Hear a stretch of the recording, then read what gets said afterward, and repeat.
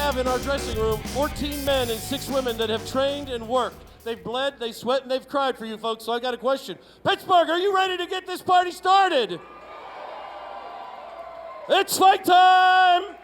Let's bring out first, fighting out of the red corner, Sarah Click.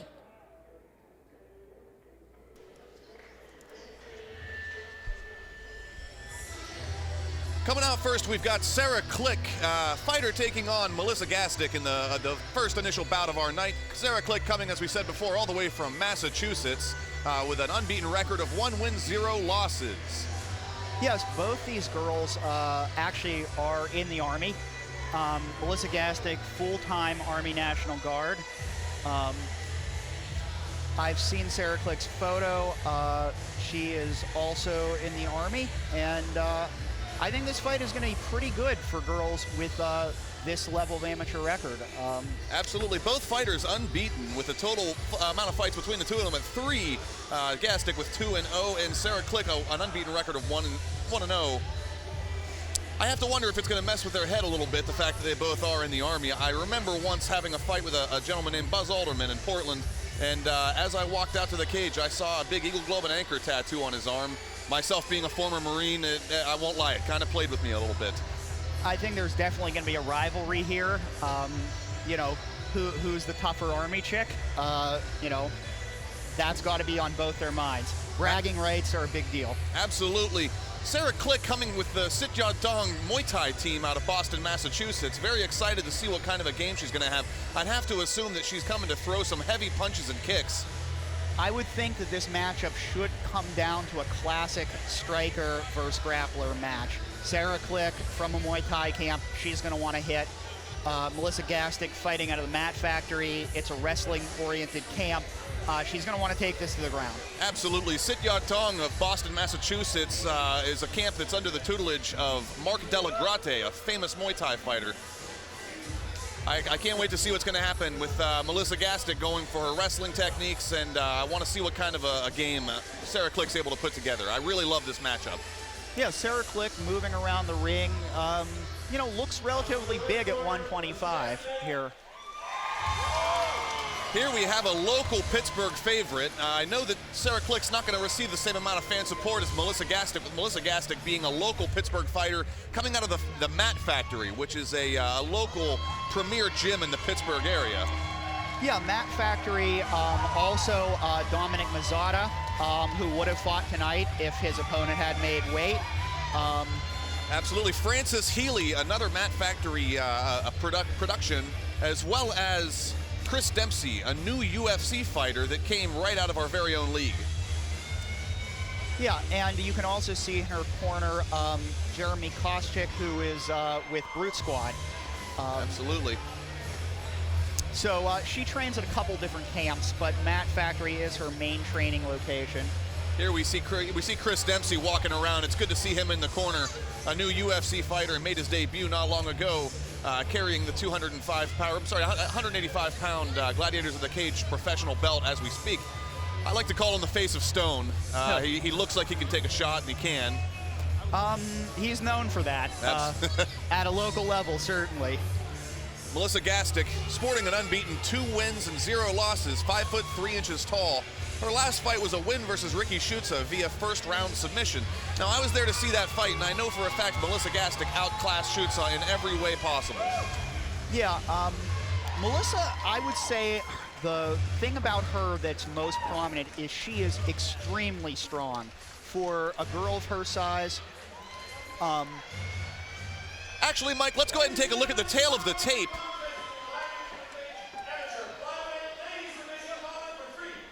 We've got Melissa Gastick, 26 years of age, weighing in at 125 pounds with an unbeaten record of 2 wins, 0 losses. She's taking on Sarah Click, who is an older 30 years old, 125 pounds with 1 win and 0 losses. Both fighters stand at 5 feet 3 inches tall. Switch, click! And fighting out of the blue corner, she weighed in at 123.7 pounds. She stands 5 feet 3 inches tall with a perfect 2-0 record. She fights out of the Mat Factory, and she is from Glassport, Pennsylvania, Melissa Gastick! Also fighting from the Brute Squad,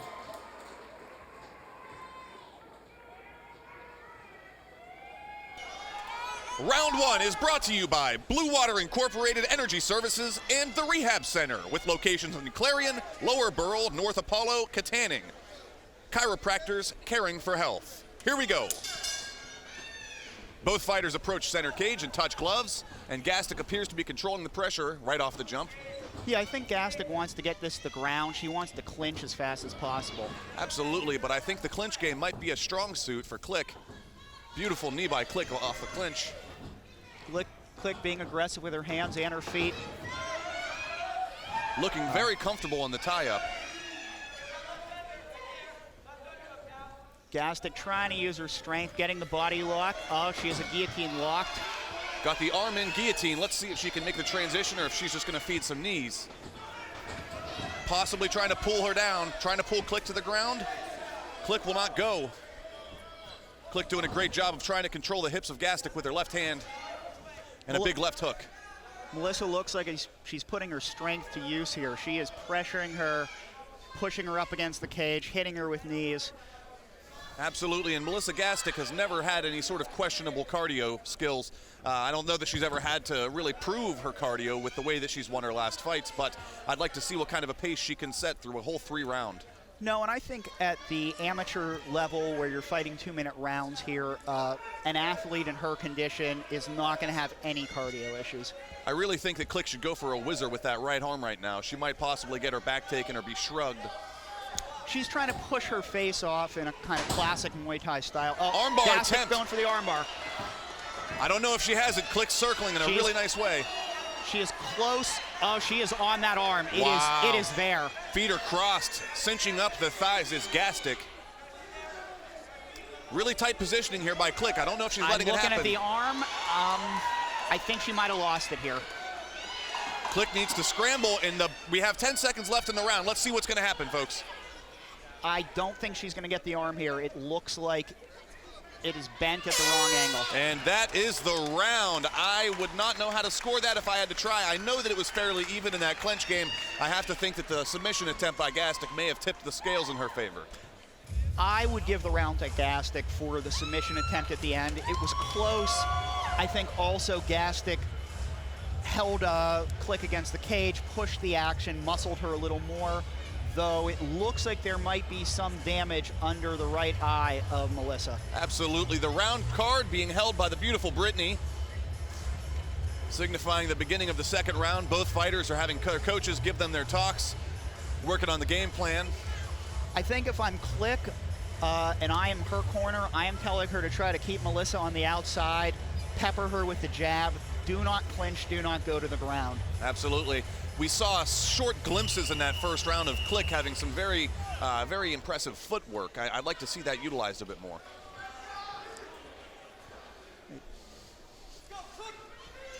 Chip Snyder about to signal the start of round 2 here. And round 2 is underway. Sarah Click versus Melissa Gastic. Gastic showing a bit of a mouse under that right eye after the first round. I think those punches Glick was throwing really might have counted. Yeah, I think she hits hard.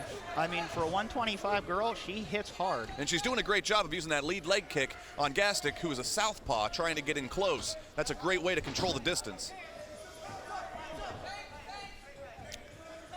Both girls here trying to control the center. Very important in cage fighting. Definitely jockeying for angles. Good kick, though. I love that kick from Click right now. She's keeping Gastic away, and I think that's exactly her route to victory. Click is trying to find her range here. Oh, huge spinning back fist. That was beautiful. Beautifully timed. Just let Gastic get a little bit too close, and we're back into the clinch game that we saw all through the first round. It didn't connect square. It glanced off of the top of her head. If she had connected square, she might have dropped her with that. Absolutely. Gastic going and trying to drag Click to the ground and implement her game. Gastic switching to a guillotine. Gastic really pushing Click around, showing a little bit of a physical dominance, I think, in the strength area right now. Got the double underhook clinch. She is trying to take her down. Click's got a nice whizzer. Gastic needs to get that right leg trip, and she can get her. very close to the trip there, but Click shows really good balance. Now she's fighting for the underhook, and she's got the whizzer. She does not want to go to the ground here. Absolutely, and I feel like Click's doing a very good job, stuffing the takedown and thwarting Gastic's attempts, and I have to attribute that to her clinch technique training, I'm sure, at the Sit Ya Tong team. Nice punches there by Click. Absolutely, really nailing Gastic on the right side of her face, and, adding on to that swelling and the confusion that can cause in a fight, especially early in the fight. Only about 5 seconds left in the second round. And it is in the books. How would you score that one, Mike? I would give that round to Click. I think Click did more damage. I don't think Gastic was able to push her game. She didn't get the takedown. Click was able to avoid it while landing some shots. Absolutely. It's important to remember that although the shots may not look that hard that Click's throwing, she is really nailing Gastic on her lead leg. And I saw more than a couple left hooks land really flush on Gastic's right eye. I right now have this scored as 1 round even. Absolutely. And this is what's going to determine this fight. Absolutely. It's going to come down to heart. I have to think that Gastic looks a little bit more gassed, a little more disheveled coming into this third round than Click. But looks can always be deceiving, and Gastic has a really big heart. I think she does. She's going to have to come out here and get the takedown. I think if Gastic can put her on her back, she owns this round. Absolutely. Stand up, I am not so sure. So the commentators have it scored 1-1. Let's see if this third round can determine a winner. Maybe we can get a finish. Gastic popping around, showing that she's still alive. She's still in the fight. Taking center cage right off again. Big right hand thrown by Click. Right.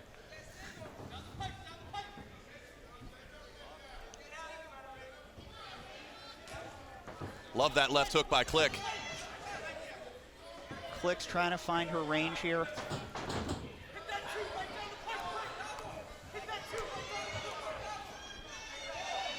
Gastic's corners are yelling for her to throw the 2 down the pipe, signifying a straight left-hand punch. Oh, big shots by Click. She's got Gastic rocked. She needs to capitalize right now. This is the third round.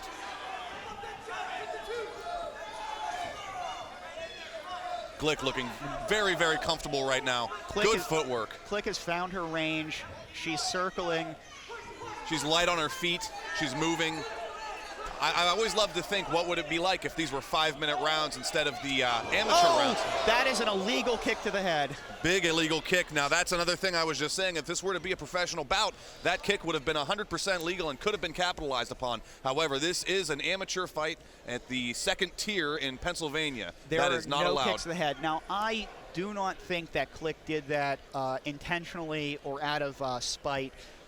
She trains kicks to the head. Every fighter does from the beginning of their career. And sometimes you just get carried away and your feet fly. Absolutely. Now, I know that this isn't something that was legal and it wasn't intentional, but if I were Click, I would use that kick. I would say Gastic stunned, and as soon as they let it back out, she needs to go after it.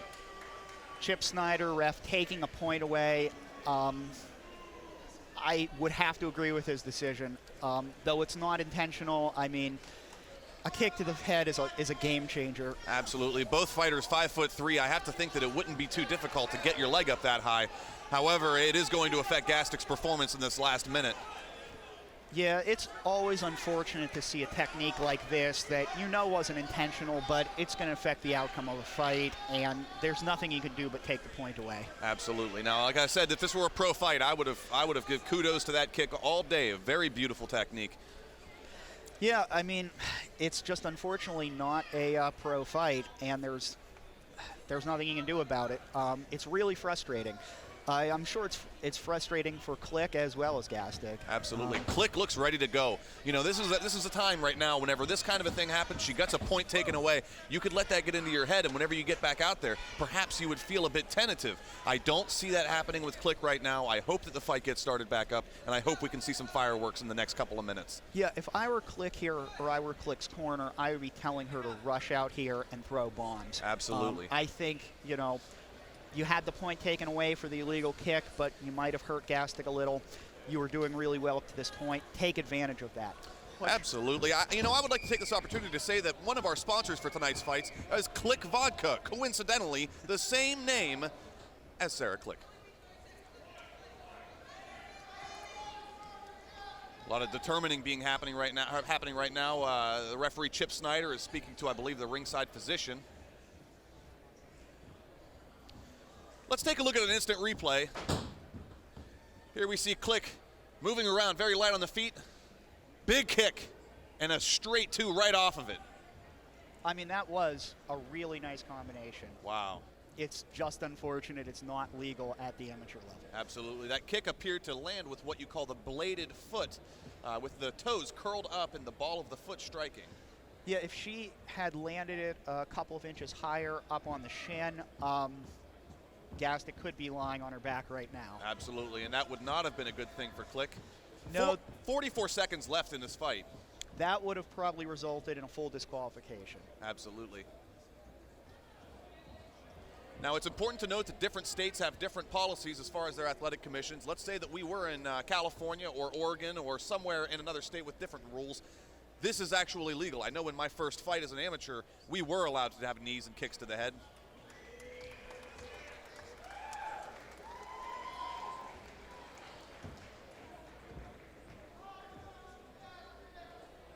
A lot of jawboning going on right here, Mike. Yeah, I think they are deciding whether the fight actually would be stopped at this point. I'm not entirely certain what's going on. I don't think Melissa Gastic has taken it. Well, Click is taking off her gloves here, so I assume the fight is over. And I'm also going to assume that possibly the fight's going to be going to the judges at this late into the third round. I'm not exactly sure what the policies and procedures are in Pennsylvania amateur rules, but I think that this is going to go to the judges' scorecards. I don't see how anyone could have thought at this point that Melissa was injured enough that the fight should have stopped.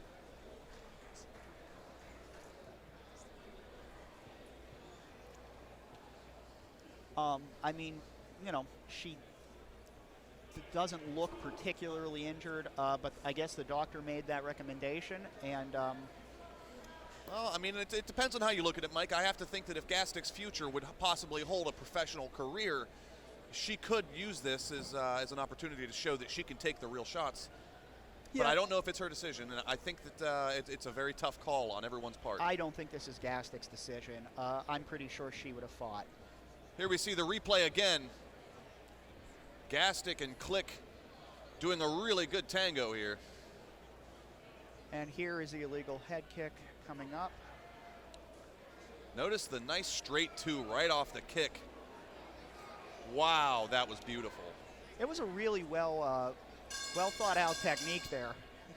Ladies and gentlemen, at 1 minute and 10 seconds in the third round, Sarah Click has been disqualified, so your winner by disqualification out of the blue corner, Melissa Gastic! Katie, get a word with our winner, please. Hi, Melissa. Are you okay? You doing all right? I don't know. I just think it's like Why don't you tell us a little bit about your game plan coming into the fight tonight? my game plan was to get it against the cage, try to get her on the ground, and I'm not really more of a stand-up, I'm more of a ground girl, and that was my plan coming in. Okay, thank you. Is there anyone you'd like to thank tonight? Yeah, I'd like to thank my gyms, Mat Factory, Brute Squad Fight Team, Olympus Fitness. They have some of the best boxing coaches out there. My sponsors, the Rehab Center, Team Red, White, and Blue. And also, I was made aware that in the audience today, there's a wounded vet, Specialist Helfridge, I believe his name. I don't know where he's sitting, but there's a booth out there raising money for him. He was wounded and deployed in 2006 by an improvised explosive device. So if you see, go see that booth and donate some money. Also to my opponent, thanks for traveling here to take the fight. I mean, I don't know what else to say about that. It's a crappy way to win. You don't want to win like that. But if you see her, shake her hand, thank her for her service too. She's a vet, deployed to Afghanistan, and yep, that's about it. Okay, thank you so much. Congratulations. Let's hear it for her. Give it up for Melissa Gastick, your winner by disqualification. I got to tell you, Mike, I'd be lying if I'd have said that this fight did not leave me wanting more. I would love to have seen this continue, and it's only too bad that it ended the way it did. I think Melissa Gastick is extremely disappointed. She didn't want to win this way. No, nobody wants to win this way. This is not a good way to go out. However, Melissa Gastick moving on now to an unbeaten 3 wins, 0 losses, and Sarah Klick moving on to a 1 win, 1 loss via disqualification. You know, at the end of the day, a win is a win, and that's what a fighter takes away from it. It's all experience at the amateur level. Absolutely, and I think that both fighters showed a lot of heart, very good competition, and I really hope that we can see Sarah Klick come on back to Gladiators of the Cage sometime soon, because I was very impressed with what she was doing. I thought she was excellent.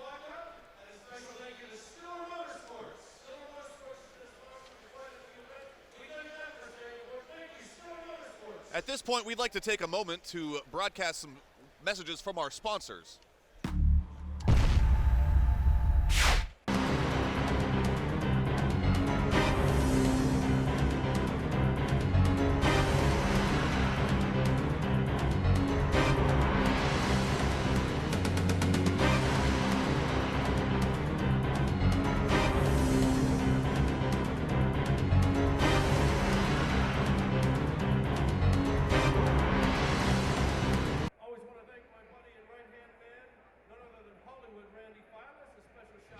Badass Pads, the new reusable motorcycle seat.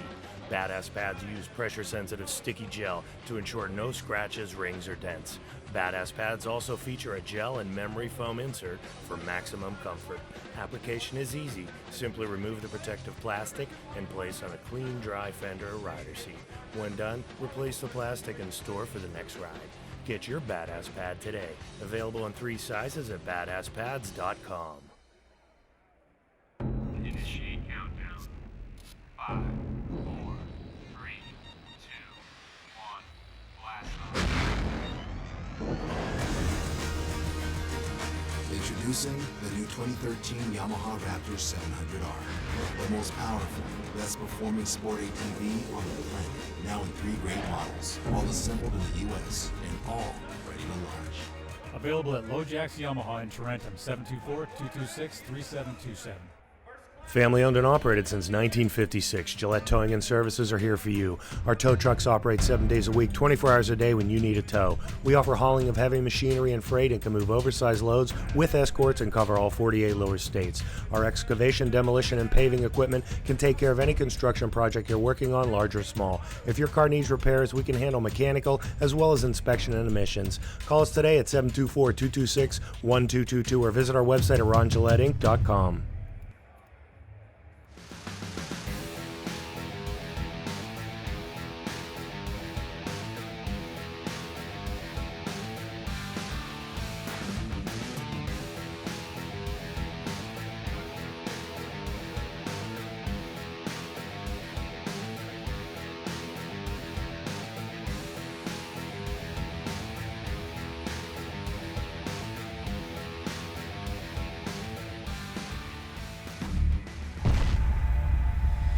Coming out now is Jeremy Sakuda, fighting at 170 pounds, taking on David Shim in our second bout of the evening. Sakuda, a very strong fighter with a record of 1 win and 2 losses.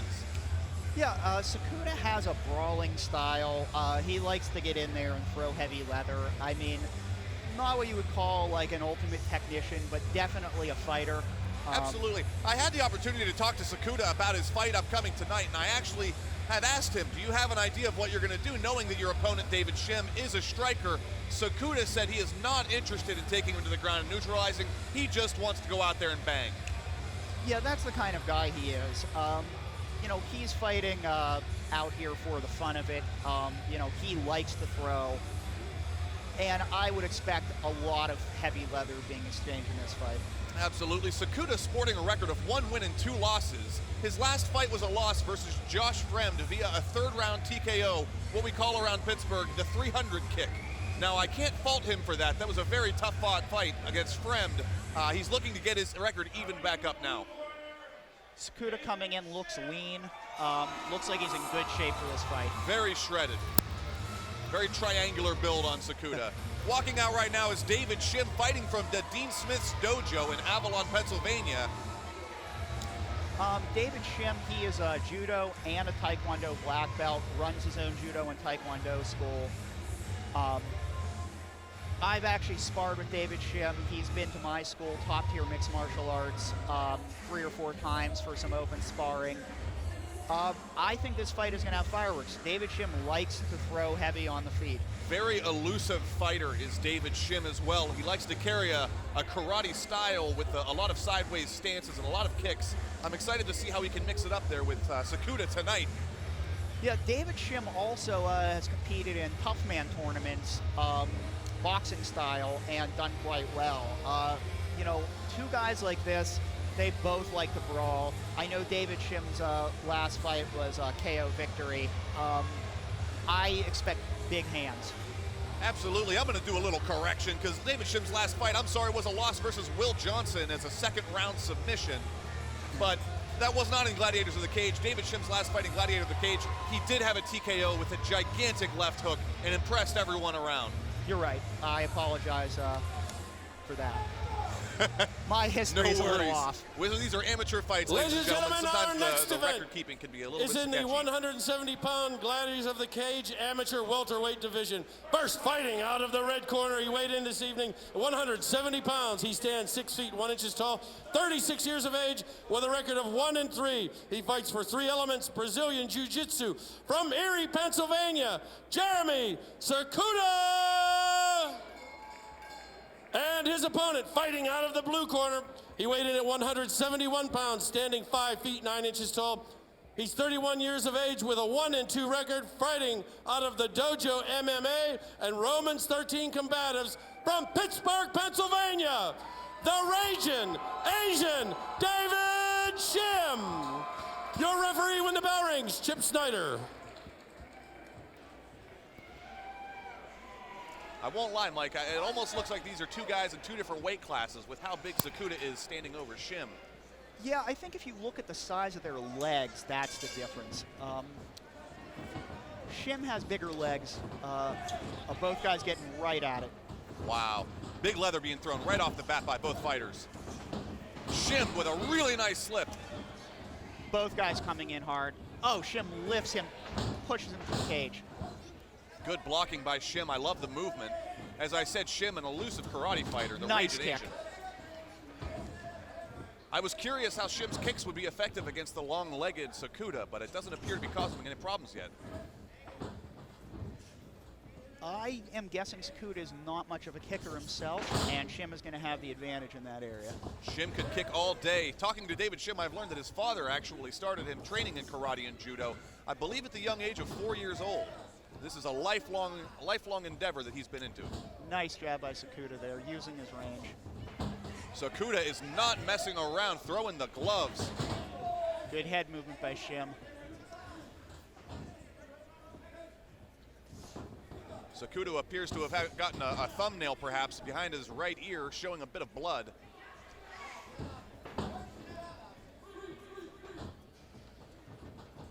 David Shim looking very calm and collected right now. One thing you'll notice about Shim, he continues to switch stances. Big spinning back kick, almost a wheel kick from Shim, landed on the left shoulder of Sakuda. And that switching stance, Mike, that can actually cause a lot of problems for some fighters that aren't used to that. Yeah, if you're preparing for a fighter, big kick. If you're preparing for a fighter one-handed and he keeps switching on you, it can be hard to set your rhythm. I'm noticing Sakuda getting a lot of punches in whenever Shim hits the southpaw. Big punches by both fighters. Yeah, you can definitely see the blood coming down the right side of Sakuda's face. Wow, Sakuda came here to fight tonight, folks. Really nice first round between David Shim and Jeremy Sakuda. What do you think, Mike? Honestly, despite the fact that Sakuda is the one bleeding, I think that is an inadvertent scrape. I would give the round to Sakuda. I think he's landing a bit more to the head. He's outpacing Shim. He's outdistancing him with the longer reach. Absolutely, and we all know Sakuda's cardio is not in question. I have to wonder if the kicks that Shim is throwing are going to have a cumulative effect sometime later in the fight. You know, although Sakuta's punches are of much more immediate effect. you would hope, but at this level, when guys are fighting 2-minute rounds, it's really hard to have that cumulative effect from leg kicks. With the shin pads on and 2-minute rounds, it just doesn't play to the effectiveness of leg kicking. Absolutely. I think that might be something in the favor of Shim, throwing a lot of karate-style kicks. We'll notice how many kicks he throws that land with the bottom of his bladed foot and not the padded shin, which is a very good idea, in my opinion. Yeah, if Shim could land a hard round kick or a side kick to the body that knocks the air out of Sakuda, that could be effective here. Absolutely. We all know that Shim has knockout power in his hands. Round 2 in the books. Let's go. Wow, Oh. big left hand by Shim. That's Big what hand. I'm talking about. Nice kick to the leg there. These guys are throwing, and Sakuta's smiling. He loves it. Yeah, you can see he likes the brawl. Biting his mouthpiece the whole time is Sakuda. Big combos, too. 3-punch combos by Sakuda. Shim's covering up really nicely here. He's not getting tagged hard by a lot of these shots. It only takes one. He's got good defense, and he's trying to push through. And that was a big lead hand jab, 2 in a row from Shim. Sakuda did a good job throwing that right off of the right kick from Shim. Really utilizing that reach. He's trying to keep a good distance and keep Shim on the outside of his punches. I think that's the biggest factor so far is Sakuda's reach. Shim is just having trouble finding the mark, getting inside. I mean, a lot of Sakuda's punches are being deflected by Shim's guard, but Shim is not getting into range and finding anything. Two fighters really just beating each other up for us right now. Beautiful technique by both men.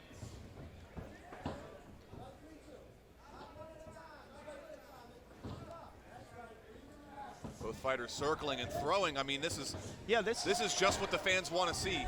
This is a brawl. This is exactly what I thought I would see here. Sakuda is unrelenting against Shim.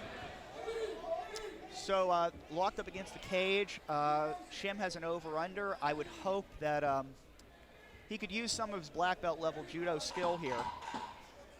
I think that would be a very wise decision on the part of Shim. Perhaps we could see that going into the third round.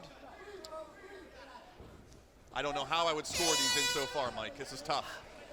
This round is a little closer, but I think I have to give this to Jeremy Sakuda. I think he's going into the third round winning 2 rounds to nothing. Absolutely, and it doesn't really matter exactly what the fans see in so many ways whenever it comes down to a decision. It's all about the judges, and we all know that judges have ways of seeing things that not everyone else notices.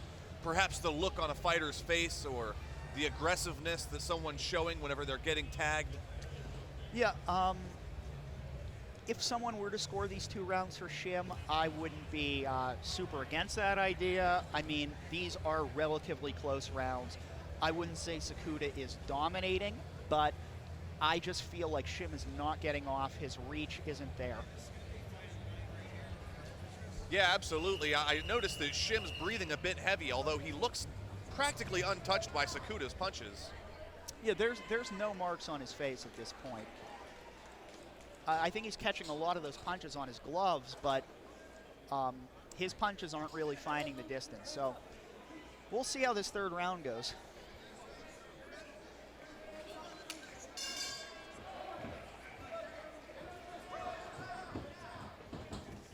Sakuda is not messing around.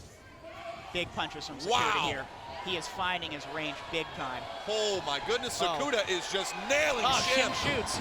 Shim shoots and Sakuda goes for the front headlock. Shim sprawls. Sakuda's going for the he's in a half guard. Sakuda on top and half guard here. Sakuda needs to just keep throwing, keep hitting that body, keep hitting that chest and the legs, whatever he can do and pass that half guard. I think you can definitely see some damage to Shim's face now. Wow, what a flurry. Sakuda looks like he's trying for a bicep choke here. The really difficult thing right now is that they're wearing shin guards, which makes the half guard position. Got to clear out of half guard to secure that bicep choke and get over to the other side. But while he's on top, if he just keeps throwing these shots, he is definitely going to win this round. Looking tight, locking up the arm of Shim. I have to wonder if Shim's thinking in his head that this could be over.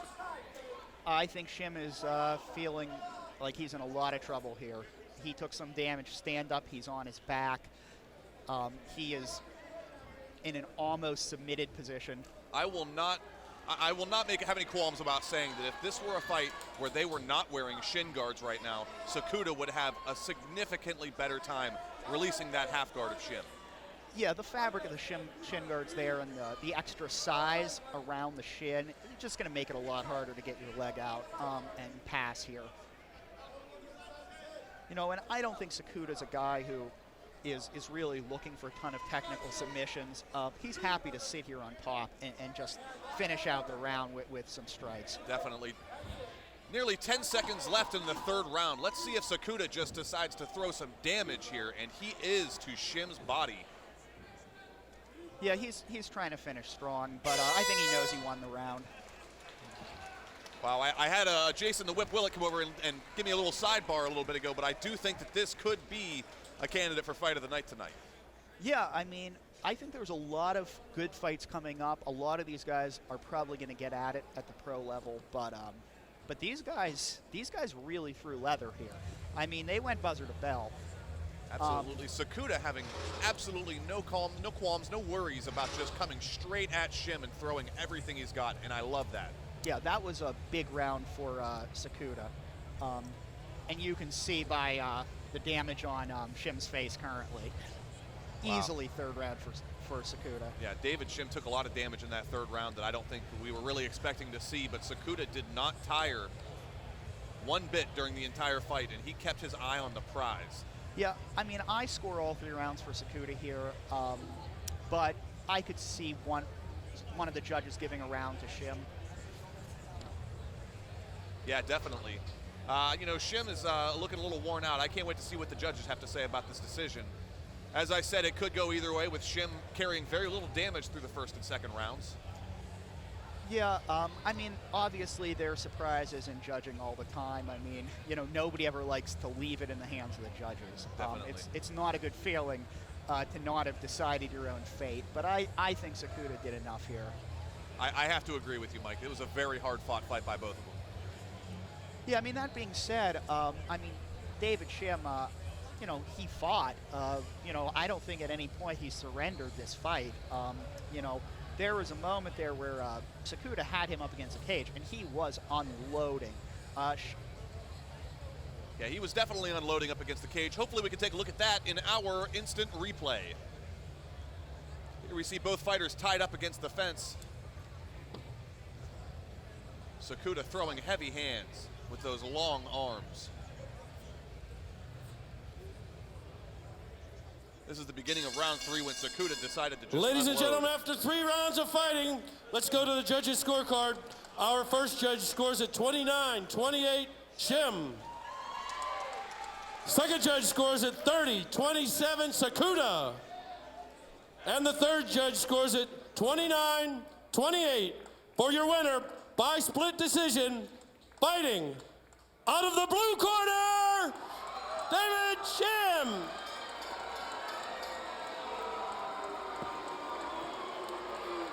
I'm not going to say I'm disappointed in that decision, but I am surprised. Katie, Mike. speak to that I young am man and get extremely his opinions. surprised here. Congratulations on your win. Let's hear what David Shim has to say in the So ring. tell me, what have you been working on the most in your camp? Cardio, though, obviously not anywhere near enough. Yeah, it's pretty lame going into the third round, but you know, just work and family and train when I can. Is there anyone you'd like to thank tonight? God first and foremost.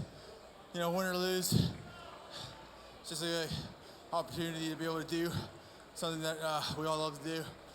My wife, Kelly, she's the best support ever. Friends, everybody came out. Everyone helped me train. Dojo MMA, Romans 13 combatives, top tier. You guys are awesome. Thank you guys for coming out. Thank you. Congratulations. A lot of disrespect in the crowd from some of the fans. I don't like hearing the boos. I think that's very disrespectful. Yeah. I mean, It's easy to boo when you are not the one in the cage. That's what's going to happen at any MMA show. You know, fans get drunk, they scream a lot of stuff. They're not happy with the decision, but I mean, both these guys fought hard. They fought hard. That was a glorious fight. I really think Sakuda could have done that.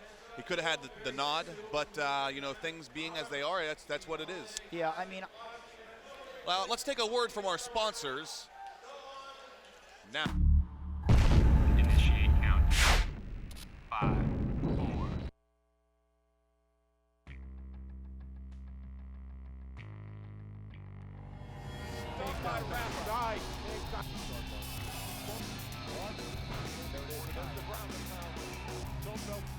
Good job. Oh, grand. That is auto. Put your head down there. There's what I wanted. Wow.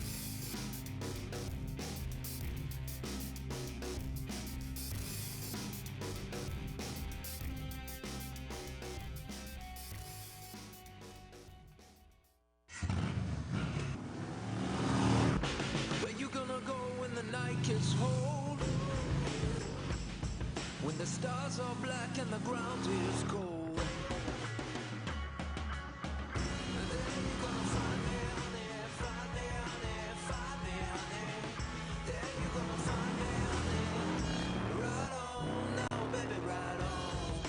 Available at LoJack's Yamaha in Tarentum, 724-226-3727. Everywhere you turn, people are working out, living a healthy lifestyle, and eating healthier foods. And there's no better way to kick off the new year than enjoying a mouth-watering Mona Lisa wrap for only $5.99. It's all made with the freshest ingredients and cooked to a healthy perfection. For only $5.99 and under 500 calories, the Mona Lisa wrap is a delicious way to keep your New Year resolution. Muscle Maker Grill. Great food with your health in mind. Welcome back, fight fans, to Gladiators of the Cage. North Shore Rise to Power 7 in Pittsburgh, Pennsylvania, in the beautiful North Shore. We are at Stage AE, coming into our third bout of the night. We have Cody Heyer versus John Rierick. Let's take a look at the tail of the tape, Mike. yeah, both these guys coming in at 145.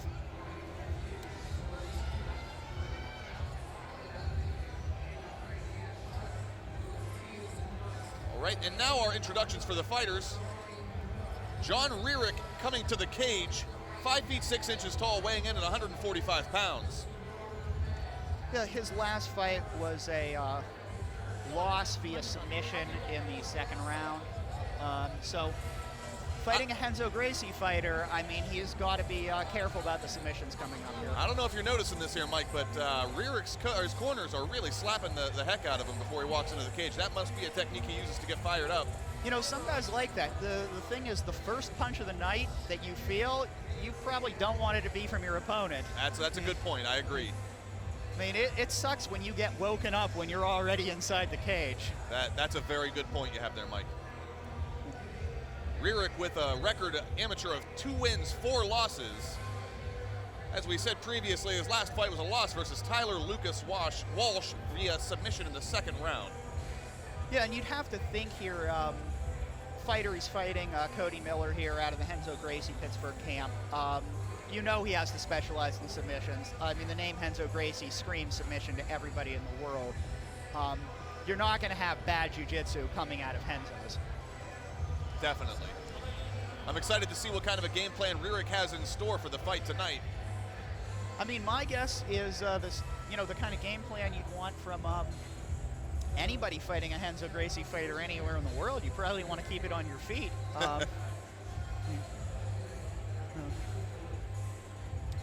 Absolutely. You know, unless you have a similar level of grappling pedigree, I mean, you probably want to stand up here.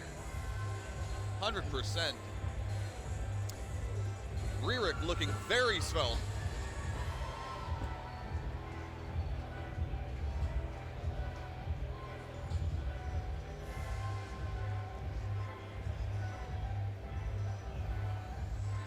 Rierick, he looks like he's in good condition. 145, I mean, definitely trim, looks ready to fight. Probably has the coolest haircut that we've seen in so far tonight. Coming out to the cage next is Cody Heyer, as we said, a Renzo Gracie Jiu-Jitsu student. Now, I've had a chance to speak to Cody Heyer personally, and I know that he moved here from Michigan, where he was a collegiate wrestler. That's a very strong pedigree. You know, Michigan, much like Western PA, is an area with pretty good wrestling, and collegiate level. I mean, you know, that's a high-level athlete. And you have to know about the focus of Cody Heyer. He moved here from Michigan to fight. He moved here to go to Renzo Gracie's jiu-jitsu and become the best fighter he possibly could. And you know, that shows a lot of dedication to the craft, to the sport. You know, and just the thing about wrestlers, high-level wrestlers, collegiate-level wrestlers, competition experience. You're talking about a guy who's competed hundreds, if not probably thousands of times in wrestling competition. So it's just a lot easier for guys like that to walk into the cage. Absolutely. Heyer walking out to Danger Zone from the famous 1980s smash hit Top Gun. I mean, and who isn't a fan of Kenny Loggins? I know I am. Let's go to our ring announcer, Dan Bogan, for the official introduction. Ladies and gentlemen, this next event is in the Gladiators of the Cage Advanced Amateur Featherweight Division, calling for three-minute rounds.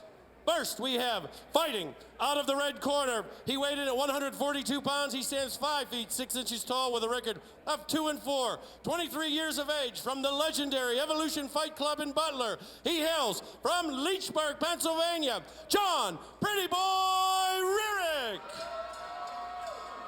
And his opponent weighed in at 145 pounds. He stands 5 feet 6 inches tall. A 2-1 record. 27 years old. He fights for Stout Training in Renzo Gracie, Pittsburgh. He is from Davidson, Michigan, Cody Heyer. Your referee, Chip Snyder. Cody Heyer, definitely the fan favorite here tonight. Hailing from the local Renzo Gracie Jiu-Jitsu Academy in the Strip District of Pittsburgh, only a few minutes from the North Shore. And I think that's an advantage too. I mean, fighting literally half a mile from the place you train. Comes out, shoots immediately, as you'd expect from a wrestler. Beautiful turning single leg, running the pipe was Heyer. That's a single, pushes him up against the cage here. Returns to the double leg and a big lift. Rurick attempting to stay on the feet. Doing a great job of thwarting the attempt of Heyer. Heyer drives him all the way across the cage here. He is really looking to get this on the ground as fast as possible. Heyer doing a great job of hiding his head from Rurick. Important of note that this is a Tier 1 amateur fight in the state of Pennsylvania, which means there are ground and pound rules allowed. There are allowed to be punches to the head on the ground, which is a big difference that we saw in the earlier fights we had tonight. Now there's still no kicks to the head. Oh, big lift and slam, and this is exactly where he wants this fight to take place. And he can punch the head to the ground here. Still, no elbows to the head on the ground, no knees to the head on the ground. Heyer seeming comfortable in the guard of Rurick, although Rurick does have a guillotine wrapped around Heyer's neck. Let's see if he can do anything with it. I don't think he's under the chin here, and Cody is out. Look for some ground and pound from Cody Heyer as he pushes Rurick's head up into the fence. Rurick probably going to try to cage walk here, get up the wall, get back to his feet. Heyer with a good guard pass game. Wow. Heyer just floats over the guard there. Getting a good strong side control, using that right knee to keep the hip separated from him of Rurick. Have not seen a lot of striking here on the ground from Heyer. He looks to be playing a pure jiu-jitsu game.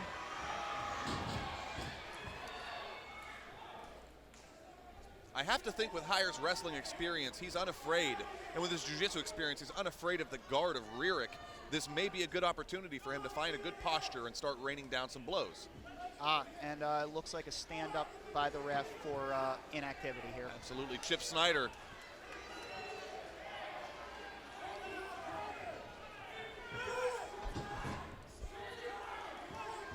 Chip Snyder using his wisdom of the fight game to stand that back up. We know that these are short rounds. There's only 24 seconds left. Let's see some action. Yeah, you're going to Heyer shoots, but a nice sprawl by Rurick.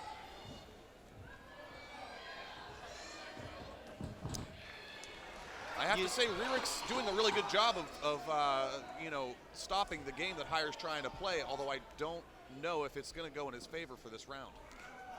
With this little time left, I can't see anybody giving this round to Rierik. Cody Heyer landed 2 takedowns, spent most of his time on top, though he did little to no damage. He dominated the round positionally, and I think that's going to be enough. You know, and Cody Heyer having such a high wrestling pedigree, I think that it's something you can notice whenever you have a guy that shoots a double leg or a single leg, gets sprawled on, and still ends up on top. Yeah, and you'll notice in his corner, Warren Stout, he is a legitimate Renzo Gracie black belt. You know, very high-level jiu-jitsu at that camp. You know, I always loved that the Renzo Gracie guys sit their fighters facing away and into the cage. I think that it gives them the opportunity to take their mind and get a little mental rest, and they also get to see the rest of their team and get more advice from different people and get different tips. I think that's a really interesting technique. You don't really see anybody else doing it, and I think it's novel, and it's a kind of good idea. Very common with the Renzo Gracie Jiu-Jitsu team in Pittsburgh. Coming into the second round, we have Cody Heyer versus John Rierik.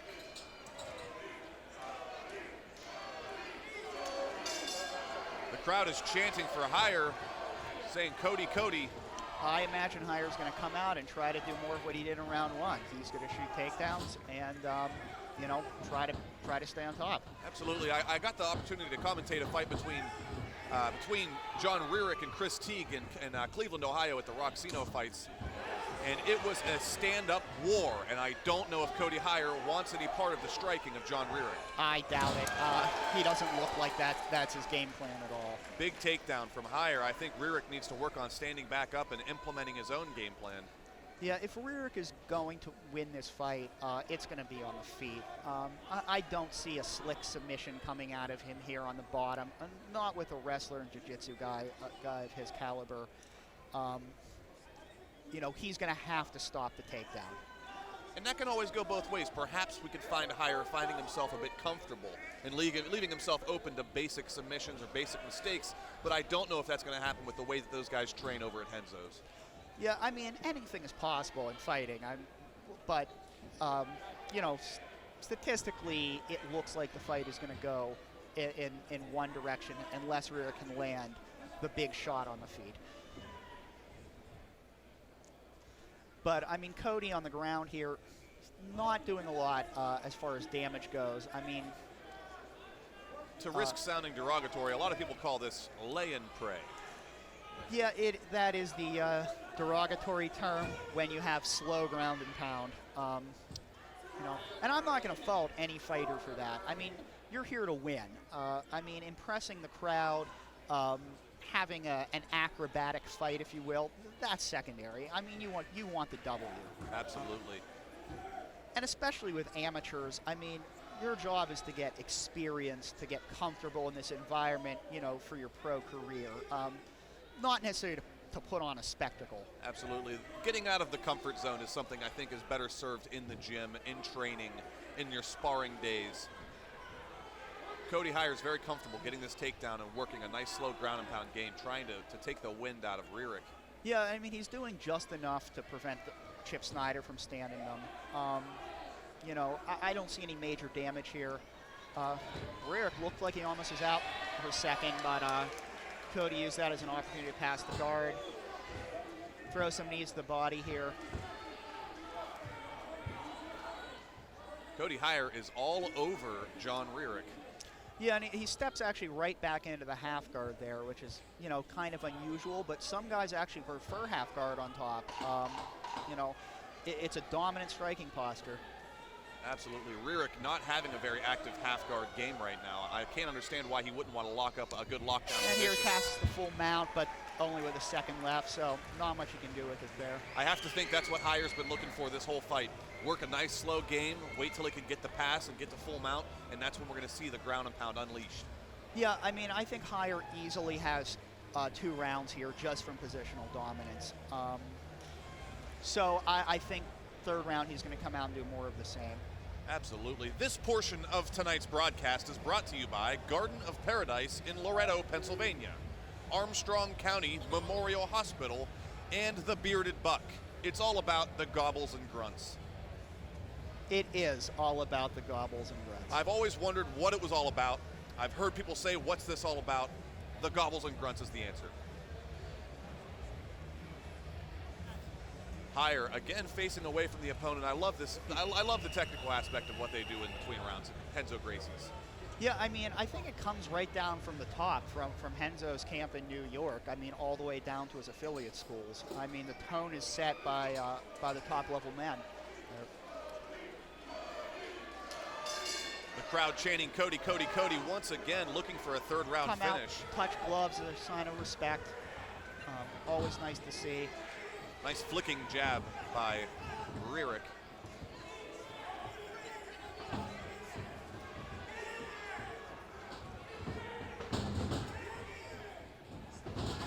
Cody shooting from the outside, no setup for that takedown. Rierick easily moved off to the side and away from Higher, pushing on the head and keeping him at an awkward angle. Nice kick by Rierick there.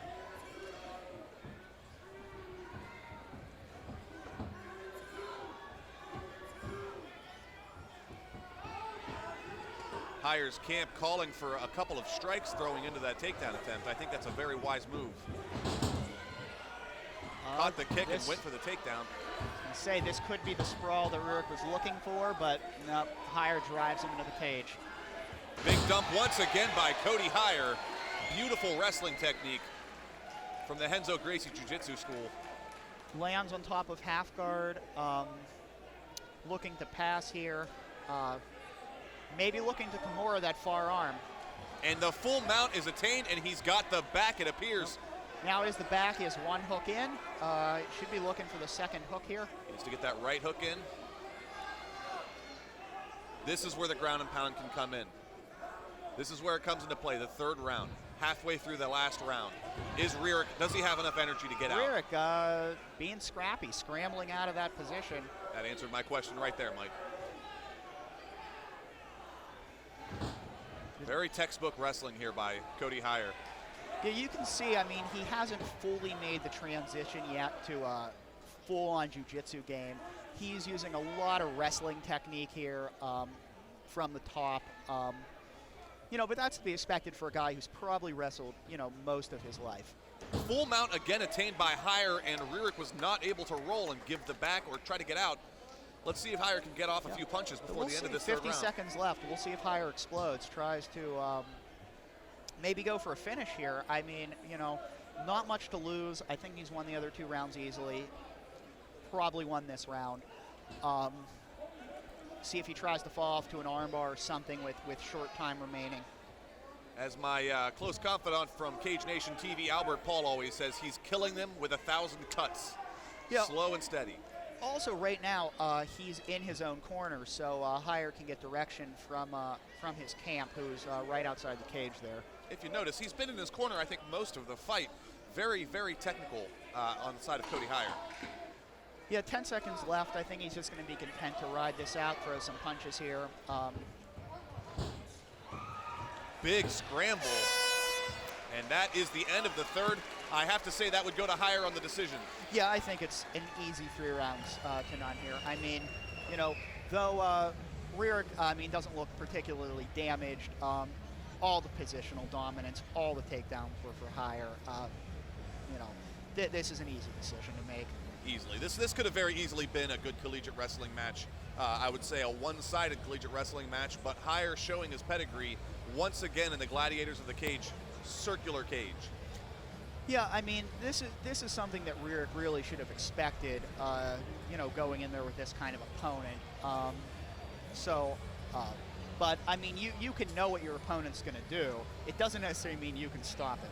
Absolutely. Rierick did show a couple of good answers to the shots of Higher, but in the end, it was all for nothing. Yeah, and I mean, I think Rierick shows promise here. I mean, he seems athletic. The few times he got to throw on his feet, he looked fast, confident, crisp. Durable. He had some nice sprawls. He just really couldn't finish the sprawl just due to the wrestling level that Heyer brings to the game here. Definitely. Cody Heyer has a very fast shot, doing a really great job every time of getting into the hips of John Rearick. You know, that's one of the things you're going to see at the amateur level. Let's take a minute to go to our ring announcer, Dan Bogan, for the official decision. Ladies and gentlemen, we have a unanimous decision. All 3 judges scored it 30-27 for your winner, fighting out of the blue corner, Cody Heyer!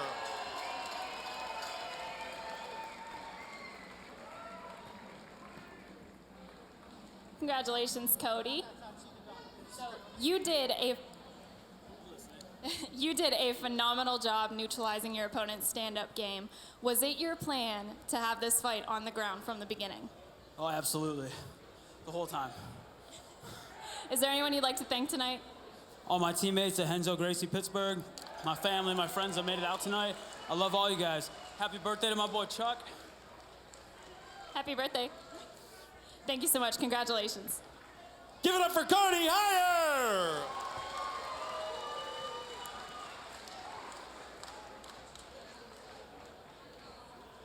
Big win by Cody Heyer of Renzo Gracie Jiu-Jitsu, implementing a perfect game plan versus John Rearick.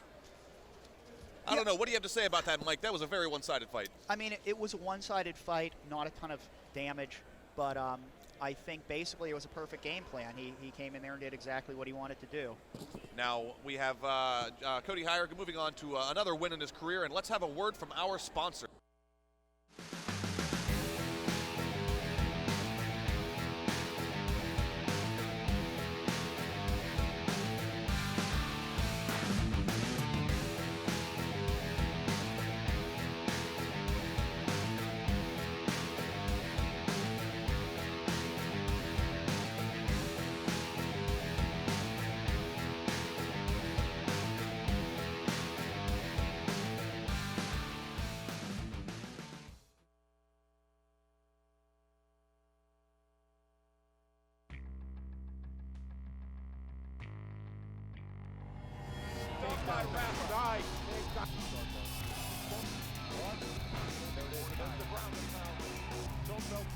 Good job. Oh, Grant. That is auto. Put your head down there. Well, there's what I wanted. Wow.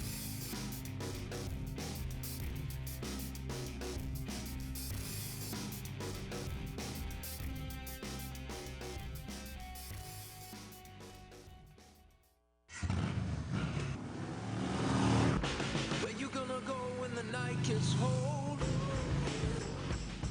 When the stars are black and the ground is cold.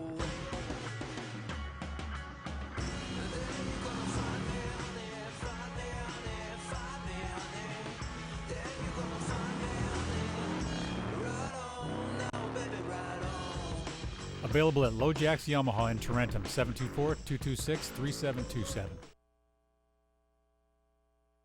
Everywhere you turn, people are working out, living a healthy lifestyle, and eating healthier foods. And there's no better way to kick off the new year than enjoying a mouth-watering Mona Lisa wrap for only $5.99. It's all made with the freshest ingredients and cooked to a healthy perfection. For only $5.99 and under 500 calories, the Mona Lisa wrap is a delicious way to keep your New Year resolution. Muscle Maker Grill. Great food with your health in mind. Coming into our fourth fight of the night, let's take a look at the tail of the tape, Mike. All right. The tail of the tape for our fourth fight, we have Tony DiPietro, 33 years of age, 5 feet 10 inches tall, 170 pounds, with an amateur record of 2 wins and 1 loss, taking on Corey Vale, coming from New York State, 21 years of age, 5 feet 10 inches tall, 170 pounds, with an unbeaten record of 3 wins and 0 losses. Also here you're looking at advanced amateur rules, so neither of you guys are going to wear shin pads. We're going to have 3-minute rounds.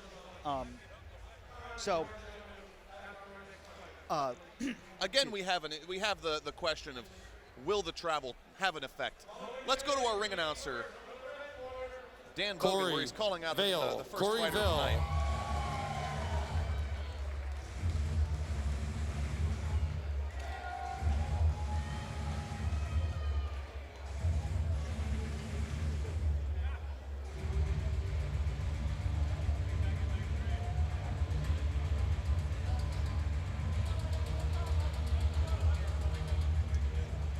Waiting for our first opponent in the fourth fight to come to the cage. Have his pre-fight inspection, have his face greased up to prevent the cuts.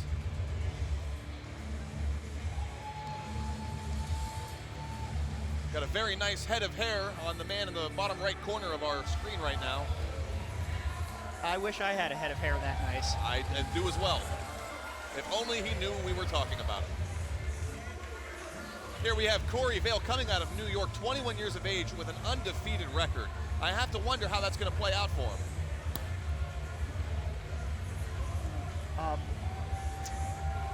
Corey Vale's last fight was a win versus Kevin Johnson via unanimous decision. I know that he has to have a winning spirit to be undefeated at such a young age. Coming from the Island Warriors MMA in New York State. My guess by the looks of his trainer is they come from a pretty serious Muay Thai camp here. Absolutely. I could be wrong, but I believe that his camp is actually held on a Native American reservation in New York State. Very, very strong fighting people. A history of war and fighting.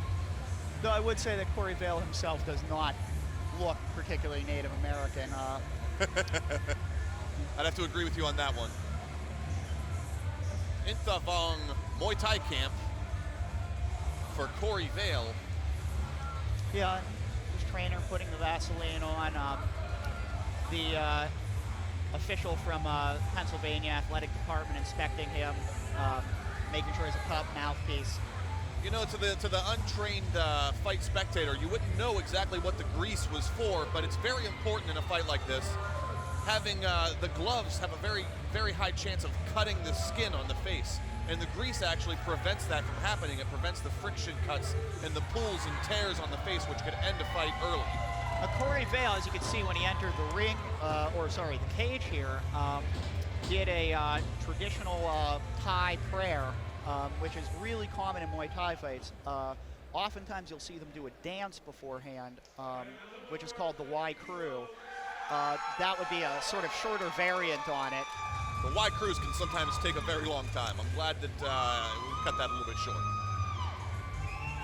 Yeah, unfortunately, we're not scheduled for a 10 to 15 minute warm-up dance routine before every fight. Tony DiPietro coming to the cage from Pennsylvania with a record of 2 wins, 1 loss. 5 feet 10 inches tall, the same exact size as Corey Vale. 33 years of age is DiPietro, 12 years the elder of Corey Vale. And apparently I was mistaken. I thought this was going to be fought under advanced amateur rules, but both men are wearing shin guards, so... you know, I wouldn't fault you for that at all, Mike. It was supposed to be an advanced amateur bout, but I think that there was something that happened with the Athletic Commission that changed that. I think both men can qualify for it. I think the qualifications are to have 3 fights and a winning record. So most likely what happened is paperwork wasn't produced on time. Bureaucracy, but there's nothing you can do about it. And I also think it might have something to do with Corey Vale. I believe his last fight was more than a year ago, and I think that was the big determining factor in the Athletic Commission not granting the second tier or the first tier amateur rules. We're still going to have a good fight either way. Yeah, I mean, the thing is, especially at the amateur level, the commission really wants to work to keep fighters safe. Safety is number 1.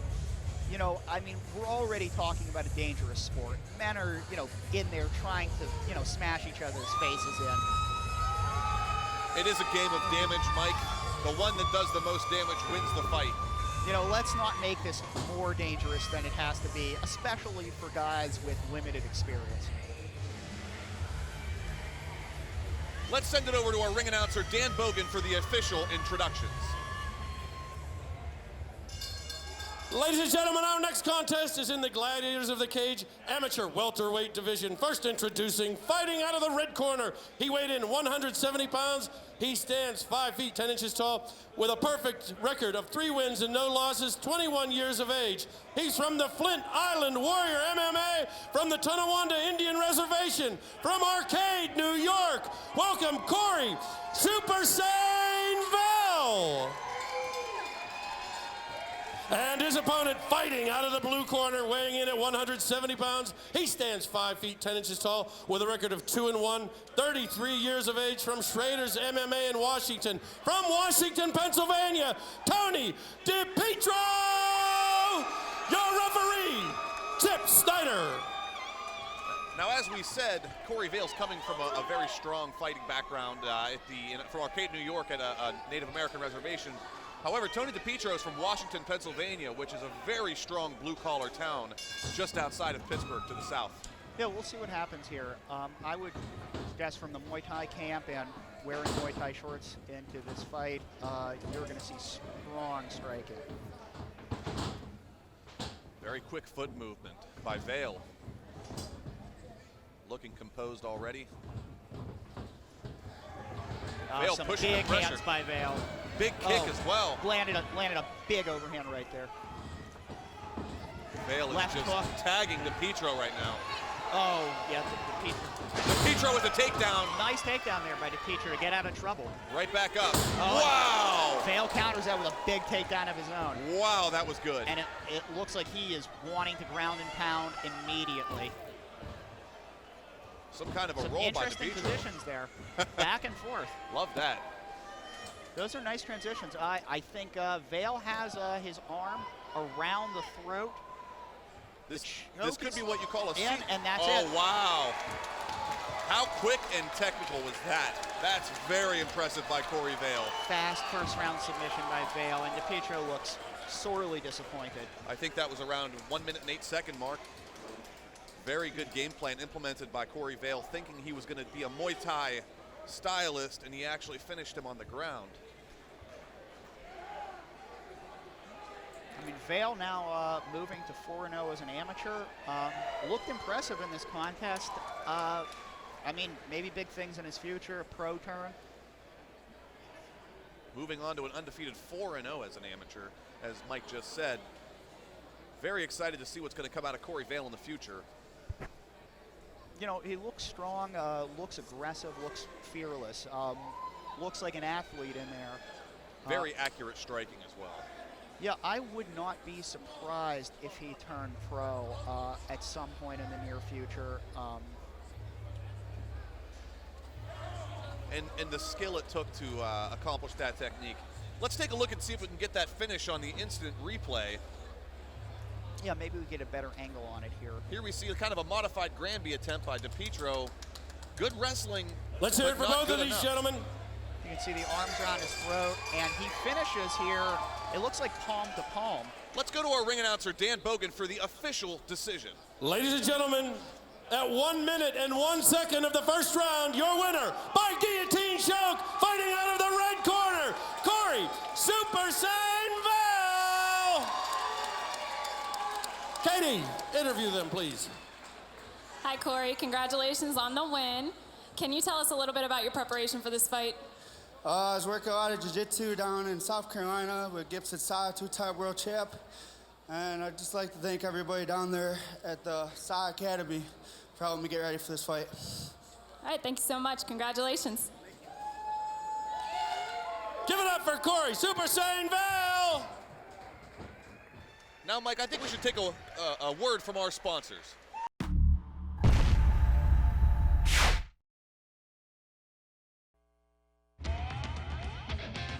The best deals of the year are here, and they're only at your Yamaha dealer. The Yamaha Model Year End Sales Event. With as low as 3.99% APR for 36 months and up to $1,000 customer cash. So see your Yamaha dealer today before these deals are gone for good. Available at LoJack's Yamaha in Tarentum, 724-226-3727. Coming into our fifth bout of the night, let's take a look at the tail of the tape, Mike. All right, this is a 185-pound amateur fight here. Absolutely, we've got Dino Juklo, 22 years of age, 6 feet 4 inches tall, weighing in at 185 pounds, with an amateur record of 3 wins and 1 loss. Taking on Riley Abbott, who is 26 years of age, 5 foot 10 inches tall, 185 pounds, with an amateur record of 2 wins and 1 loss. And the first thing I see here, Mike, is a 6-inch height advantage. Oh yeah, I mean that is a very tall man at 185. I mean 6'4" is a very tall man at any weight, but. Now let's send it over to our ring announcer, Dan Bogan, to call out the fighters.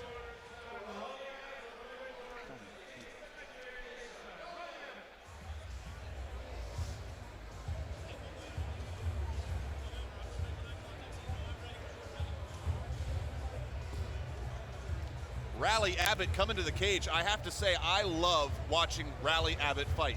He only has 3 amateur fights under his belt, but I got the opportunity to commentate his second fight, which was versus Mark Sistock from Pittsburgh, and Abbott is a brawler. He's very schooled in Greco-Roman wrestling. Look for a lot of tie-up clinches and slams tonight, and he goes 100% non-stop. I think it's always interesting to see a Greco guy in any MMA fight because you're looking for high amplitude throws from the upper body. Always fun to watch. It is fun to watch, and it's interesting to think that his opponent, Dino Juklo, is 6 inches taller than him, which could mean one of 2 things. It could mean he could not be able to get off on those high upper body throws. It could also mean that that will actually be transferred to Juklo's hips, where he will be able to get really big tosses. Yeah, I mean, the taller guy with the longer body, sometimes, I mean, when you get inside, it's easier to get that body lock on them. You know, and if you're a Greco specialist. Now we need from the blue corner, Dino Juklo. Dino Juklo.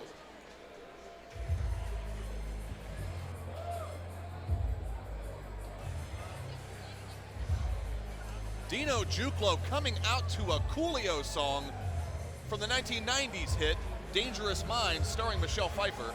Gangster's Paradise. Gangster's Paradise it is in Pittsburgh.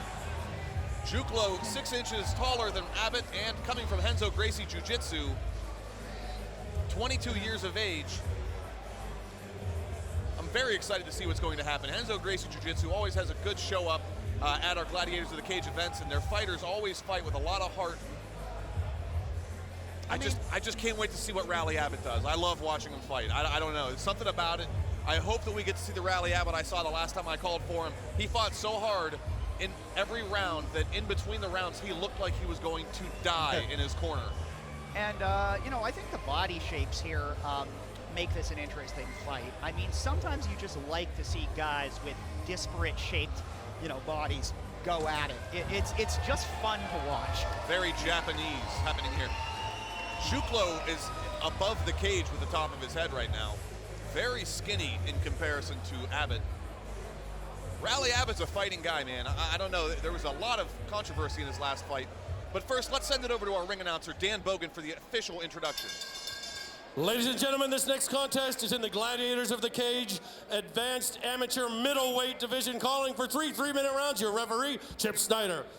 First, introducing out of the red corner, he weighed in at 185 pounds. He stands 5 feet 10 inches tall with a record 2 wins, 1 loss, 26 years of age, from GOTC MMA from Atlanta, Georgia. It's Raleigh, the Rabid Rabbit Abbott. And his opponent, weighing in this evening at 185 pounds, he stands 6 foot 5 inches, a 70-inch reach. His record is 3-1. He's 22 years of age. He trains and fights for the Stout Training and Renzo Gracie in Pittsburgh. From Bosnia, Dino Juklo.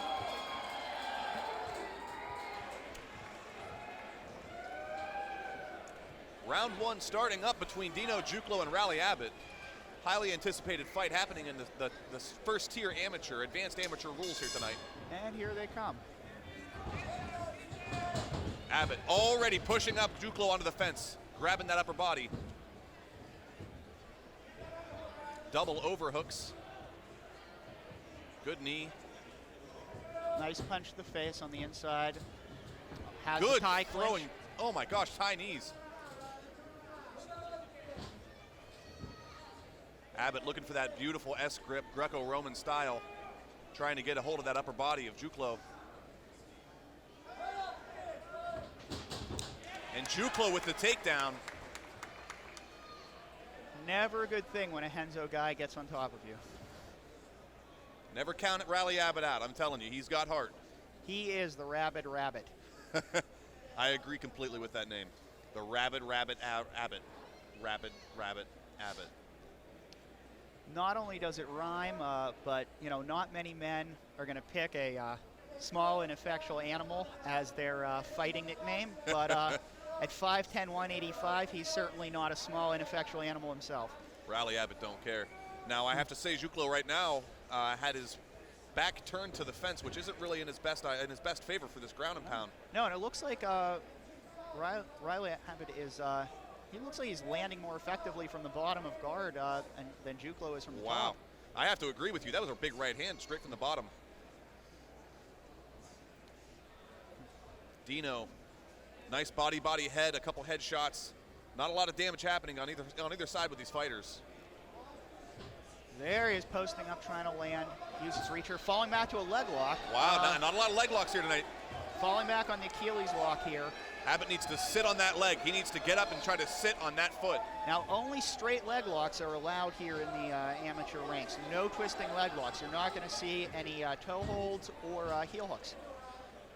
Looking for a straight Achilles lock with Juklo. Realized he didn't have it, gave it up. Probably a wise decision on his part. You don't want to crank your arms out on a submission that you don't have. Now, any submission grappler can tell you how frustrating it can be to have a guy that long and that lanky on top of you in an MMA fight. Very frustrating, very difficult to move and maneuver your legs and your body around. Abbott is ready to go. For the stand-up with 35 seconds left here. Nice body shot. Good kick by Junko. Rally Abbott pushing Junko against the fence. Another S grip by Abbott. Let's see if he can get a toss and try to get a couple points scored here in this round.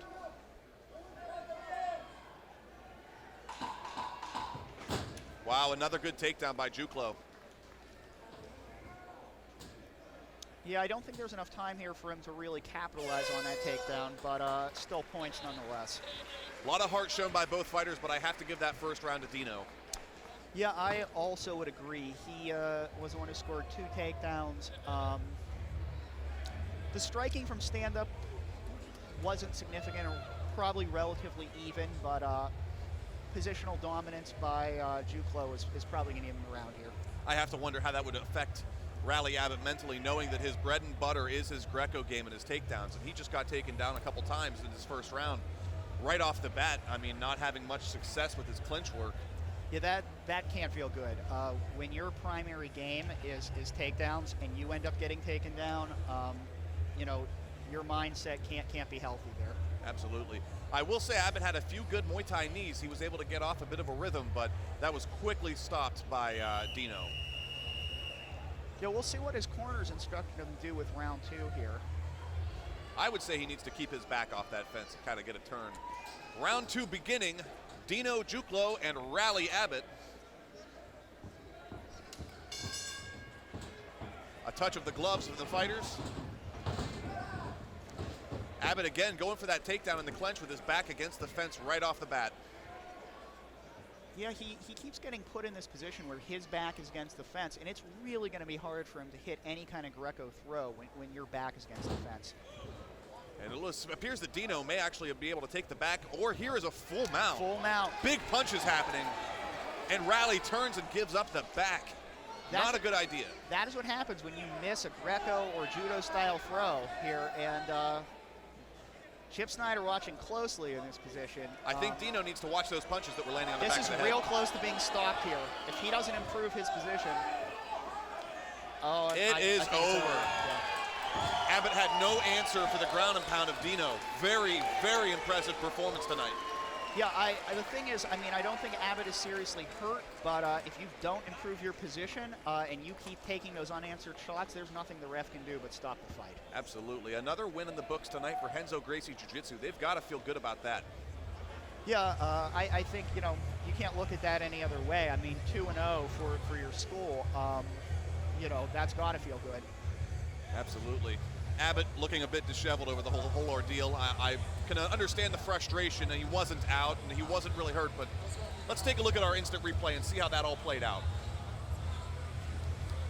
Here we see the ground and pound beginning. I will point out a lot of shots hit the back of that head.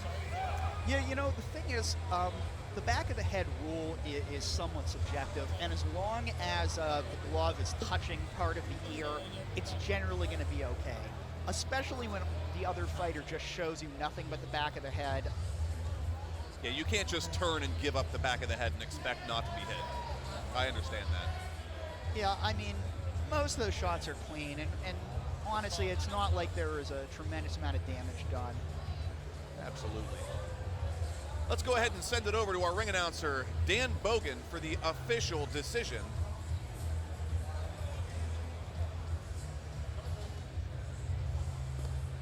Dan Bogan, ladies and gentlemen.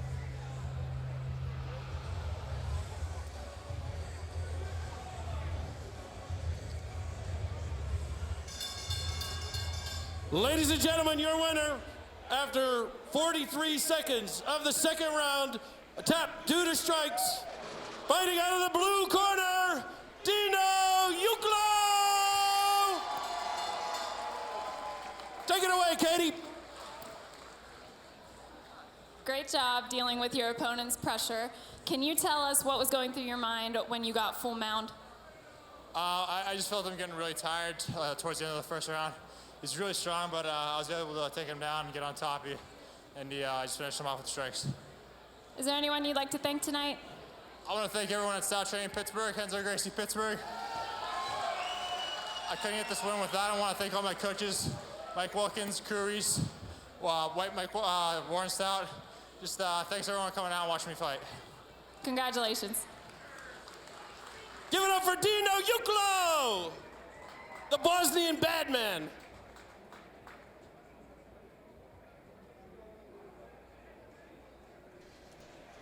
Wow, what a great fight. Dino Uklo moving on to an amateur record of 4 wins, 1 loss. Very, very impressive. Yeah, I mean, whenever you see a second round finish like that, it's always impressive. I mean, I say we should take a minute here and send it over to our sponsors.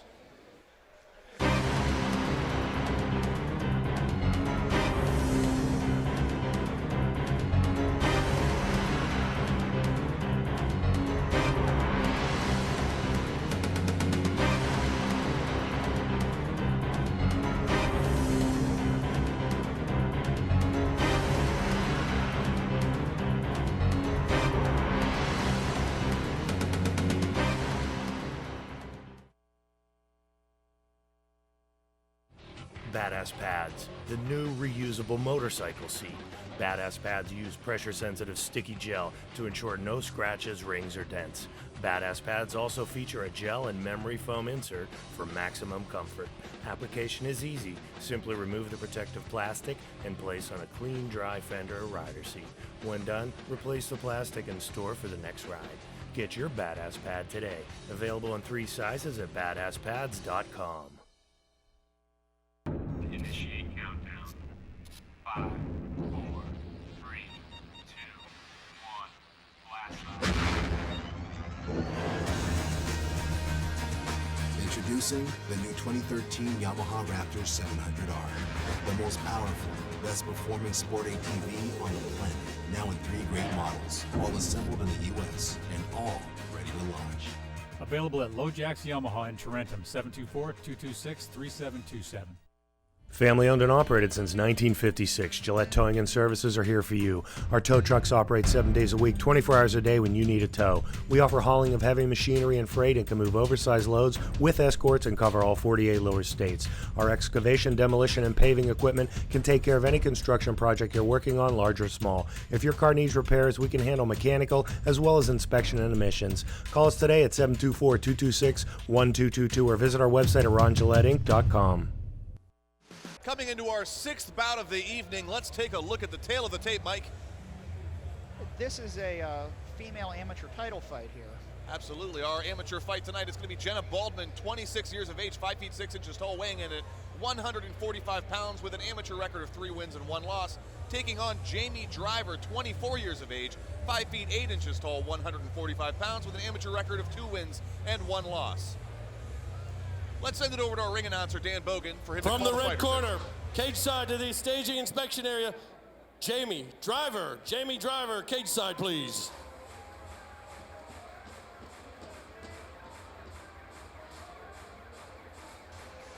Jamie Driver approaching the cage, coming from New Jersey, 5 feet 8 inches tall. This is a big girl, not in a bad way. I'm not saying that, just tall and built. No, tall, strong, definitely likes to throw leather. Absolutely. You know what they say, strong is the new skinny, Mike. Yeah. This is a fight where I think both these girls are going to be throwing hard. I expect damage. I expect a lot of punches landed. Absolutely. Jamie Driver's last fight was a win versus Bridget McAllery via unanimous decision, so we know that she can put on a hard 3-round fight. Yeah, definitely. I think, a lot of times when you're talking about lighter weights, especially with female fighters, 115s, 125s, they simply just don't have enough power or mass to seriously hurt each other. These girls, I think, do at 145.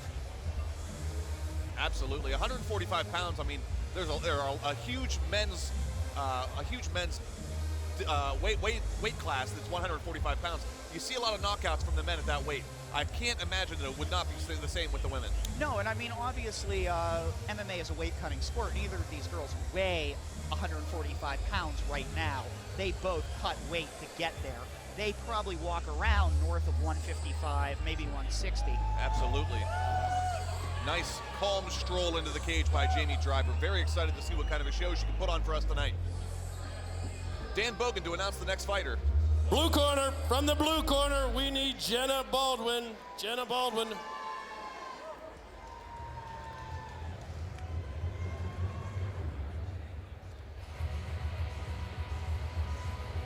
Jenna Baldwin approaching the cage to a little bit of Joan Jett. She's 5 feet 6 inches tall, 2 inches shorter than her opponent. Her last fight was a win versus Kendra Wilson via first-round submission with an armbar. So we know that she's got a ground game to be able to pull off a first-round armbar the way she has. Yeah, in her corner, her main trainer there is Eric Hibbler. He's been around the MMA game since its inception. Our other corner man there, Bill Vusic, notable for fighting and having a loss to UFC competitor Ronaldo Jacare Souza. Jacare's a tough guy. Yeah, very tough guy. And this is a title fight. I want to stress that to anyone listening. This is a very big deal. This is going to determine the title holder at 145 pounds for Gladiators of the Cage.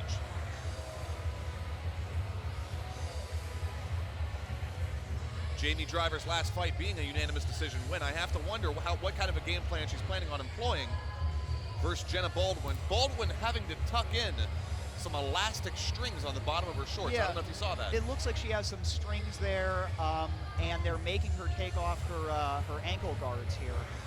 This is something you see a lot with women's MMA, and I'm not saying that it's controversial. I'm not saying I agree or I disagree with it, but you see you see women's MMA fighters being allowed to wear a lot more material on their body than a men's MMA fighter. And of course, some of it's going to be understandable given the differences in physiology. Absolutely.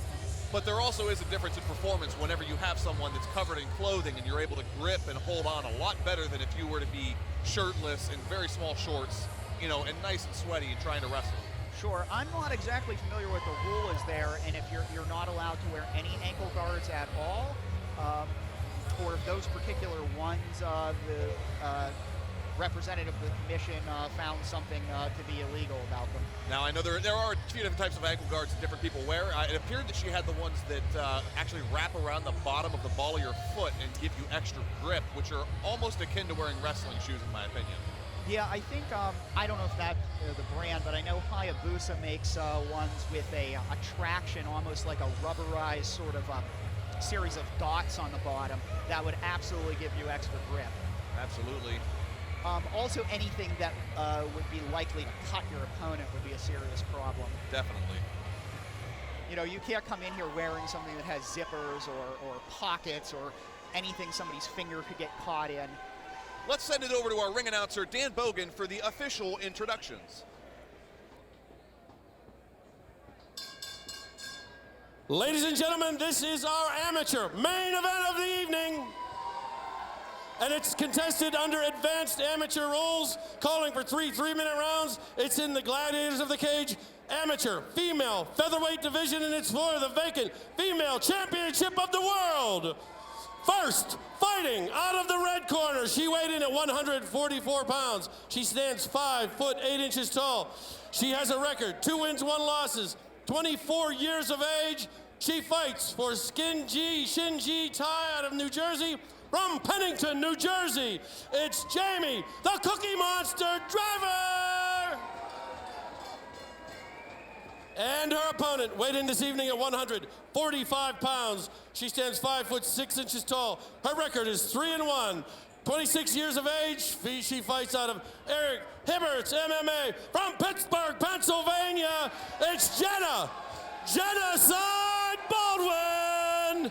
Let's get Chip Snyder to give the final introductions for this championship match. Okay, ladies, we went over the rules in the back. I expect you to obey them and me at all times. Okay, Gotta any say, questions I love from you, the Ed? unusual nicknames. Touch gloves, go back to Jamie, your corner. the Cookie Monster Driver. She must like cookies. Chip Snyder explaining the rules of this title bout to both opponents. Jenna Baldwin looks a bit sedentary right now.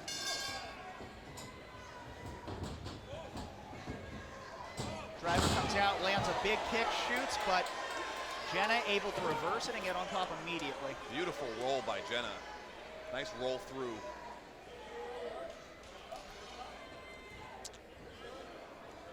Jenna Baldwin with a real nice grip around the neck and shoulder of Jamie Driver. Able to pull full guard here. Now it seems that Chip Snyder's had a habit tonight of standing fighters up in these situations, in these amateur fights. Very short rounds, I think, make that necessary. Jenna seems like she's in here pretty tight, you know, trying to, you know, get calm, find her position before she tries to posture up and strike.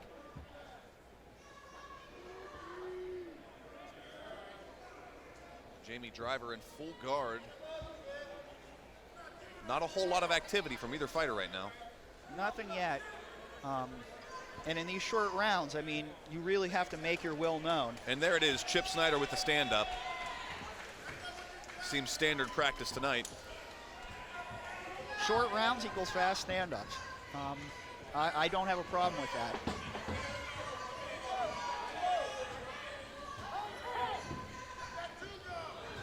Good head movement, but a good takedown by Jenna. Wow. Nice takedown there. Something similar to a wrestling style lateral drop. Good job using her opponent's momentum. Driver trying to get her legs real high in the guard here. You know, maybe trying to look for an armbar, triangle, but it's real difficult when your head's pushed that close against the cage.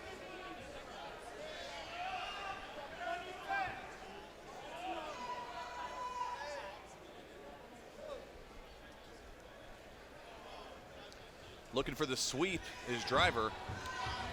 Wow. Jenna falling on the leg for a knee bar, has it in good position. She could have this. It is close. Driver pounding the ribs here, but the knee bar might be locked. Wow, my goodness. It is so close. It looks like Driver may be able to get out. I don't know. This is close. Oh, wow. Those are some big shots there, but she slipped out. Wow. And now Driver has the back. That is the risk of going for that submission. You know, if you miss it, you could lose position and receive some punishment there. Absolutely. Driver doing a really good attempt right now at controlling the back of Baldwin. But that was a brave move by Jenna Baldwin there, attempting to go for that knee bar. I'm a huge fan of leg submissions, and I will always tip my hat to anyone who attempts a leg lock. 100%. Scramble by both fighters. Round one is in the books. Yeah, that was an interesting round. I mean, my personal take on it is I'd have to give it to Jenna Baldwin. She was on top both times. She came real close with that leg lock. And she showcased some very impressive wrestling with that takedown, that lateral drop, as you said. Yeah. overall, I mean, for me, it was a clear round for Jenna. We'll see, though. I think she expended a lot of energy. I will say kudos to Jamie Driver for getting out of that tight, deep knee bar. Yeah, that was very tight. It was very close. But the thing is with knee bars, the knee is a big joint, and it takes a lot of force to be able to break it. Unlike an arm bar, if a knee bar is a slight amount of misalignment, it is very, very hard to finish. Absolutely. And not being able to transition it into a twisting lock like a heel hook at the amateur level makes it very hard to do there.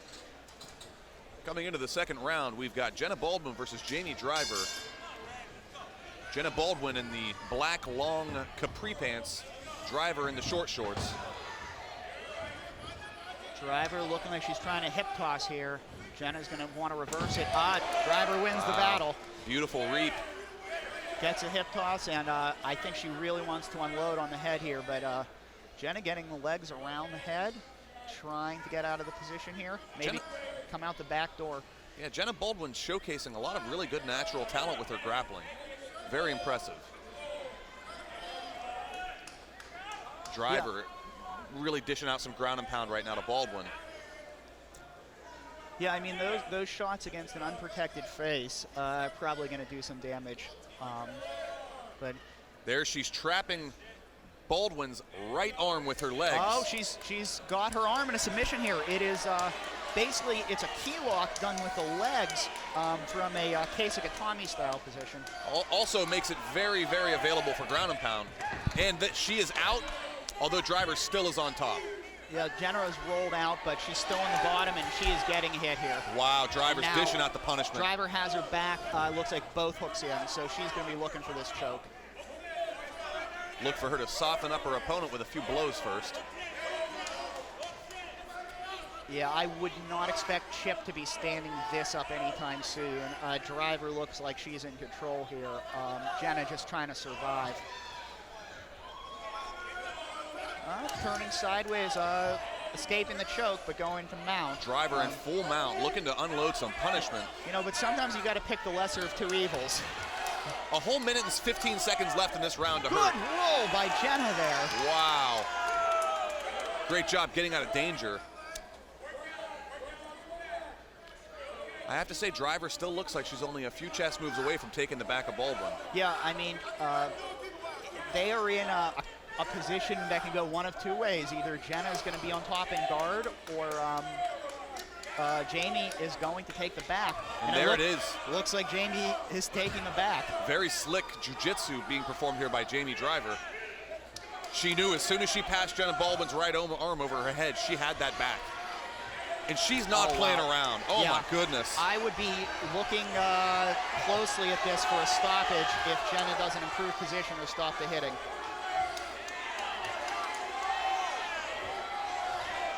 Wow, a lot of damage being done here. Yeah, I mean, there is a lot of shots being thrown. 17 seconds left. I think Jenna's still trying to intelligently defend herself with 10 seconds left to go. Can Driver do it? She is really throwing that punishment. My goodness. I think Chip's going to let this one go to the third round here. Wow. What a second round by Jamie Driver. Really turned the tables on Jenna Baldwin, and she is having a tough time standing up. I think that was pretty obvious who got the better of that round there, and Jenna looks pretty disheveled for it. My goodness. I have that 1-for-1. I would have to give Jenna Baldwin the first round, but that second round belonged entirely to Jamie Driver. Yeah, not only did it belong to Jamie Driver, it belonged more to Jamie Driver than Jenna's first round. Yeah. Definitely. You know, and then coming into the third round here, Jamie Driver has the momentum. I think being on the bottom mount like that. Yeah, being on the bottom mount like that right at the end of the round, that's very tough to get back from. It takes its toll. Let's take a look at the instant replay, see if we can get a look at that again. Here we see Driver just dishing out everything she can on top of Baldwin's face. And more than that, it's exhausting for the person on the bottom. Tough to breathe. I mean, it's tough to breathe, and any minute that any second you're not trying to defend yourself, you are getting punched in the face. Big third round coming up here between Jenna Baldwin and Jamie Driver. 1-for-1 on my books. I am excited to see what this third round is going to bring. I think Jamie Driver may have been able to find a bit of a rhythm, But we'll see. She's coming in the third round here with a definite momentum. Chip Snyder trying to make it not so obvious. He's checking out a lump in the middle of that cage. Jenna's coming out hard here. I think that's what she has to do. Good kick to the body, but she doesn't want to get taken down off of it. Not well planned, in my opinion. Nice knee in the midsection there. Doing a good job keeping that takedown away, holding that whizzer, keeping her body weight upright.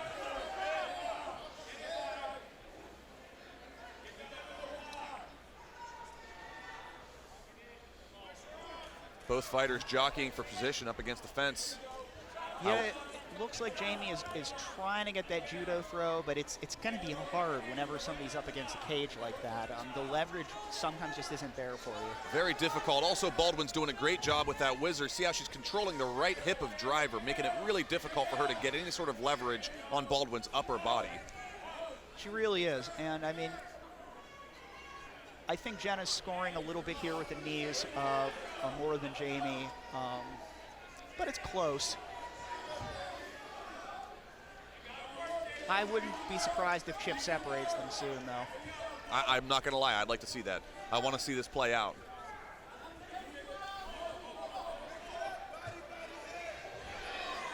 Oh, Jenna's got a good position for throwing some knees to the body here. Big knees. Driver's doing a good job hiding the head when she's going for this takedown. Jenna's making it very difficult to get that takedown here. And here's a separation. You got to love Chip Snyder for that. He likes to keep it exciting. Baldwin with a bit of a strange stand-up. She really style. does. She keeps that lead shoulder really super high against her chin. Yeah. This is a huge advantage here for Jenna. But she has no problem getting on top once that fight hits the ground. No, here, I mean, Jamie almost pulled her on top. Oh, she's got the guillotine. Wow. Looks sunk. It looks like she's under the chin. She's got the arm in guillotine. Driver really needs to fight those arms, try to get that grip out from around her neck. Now that she has both legs over, she's going to try to crank it here. I think she's real close. You can see it's under her chin. Yeah, 36 seconds left in the fight. She may be able to hold on and wrench this out. Driver's in a lot of trouble. What Jenna really needs to do here is exert her hips, pop her hips through this position, and try to arch her back hard while shrugging her shoulders towards her ears. Both fighters showing a lot of heart tonight. You know, but when you get this deep into a fight, your arms just aren't going to feel as fresh as the beginning.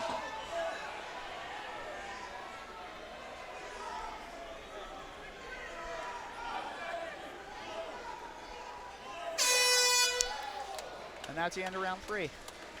Both fighters touch gloves, you know, chatting it up in the middle of the cage here. Little chat, little chit-chat laying on each other. That's very nice. Nice to see. No hard feelings. I'm excited to see what the judges are going to think about this 3-round battle.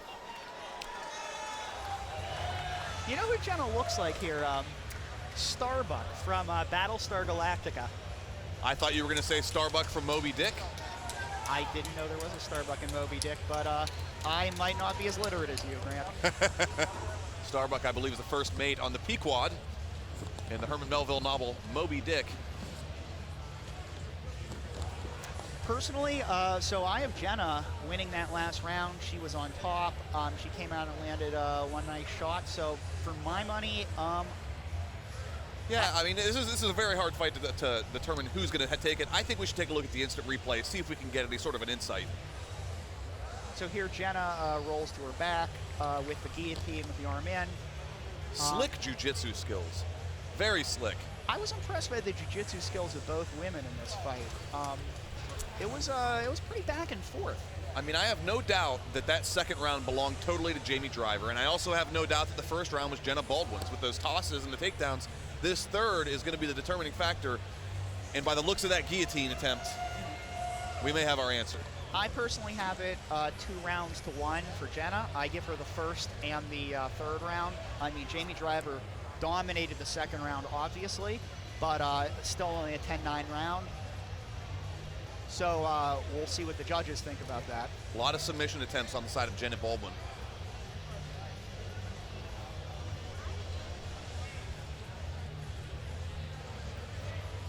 Let's send it over to our ring announcer, Dan Bogan, for the official decision. After 3 rounds of fighting, it's time to go to the judges' scorecard. Our first judge scores it 29-28, Baldwin. The second judge scores it 29-28, Driver. And your third judge scores it 29-28 for your winner by split decision, fighting out of the blue corner, Genocide Baldwin! There you have it, ladies and gentlemen. We have a new 145-pound champion in the Gladiators of the Cage amateur division for the women. Jenna Baldwin is going to get the strap. Congratulations. And How does it feel to be the new champion? Wonderful. Hello, Pittsburgh! Do you want to tell us a little bit about how you prepared for this fight, both physically and mentally, coming into the ring today? Actually, I was kind of hurt coming into this fight, and I had a lot of personal dramas, and I was just glad I could make it through that and still be able to fight for everybody today. Is there anyone you'd like to thank?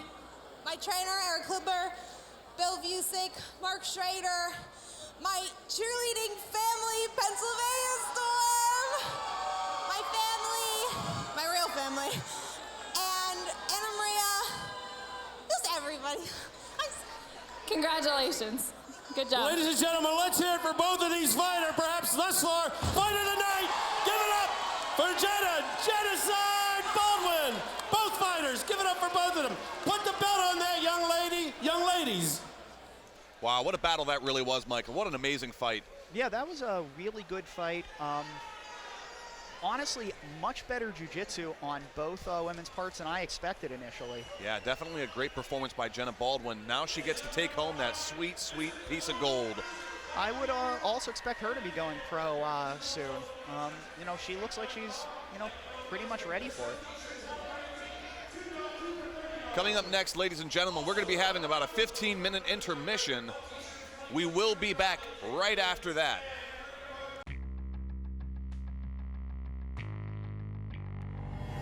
Good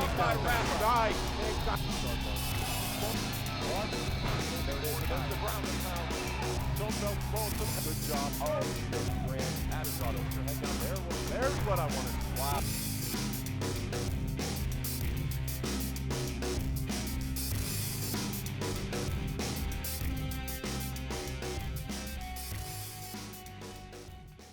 Welcome back, fight fans, to Gladiators of the Cage, North Shore Rise to Power 7.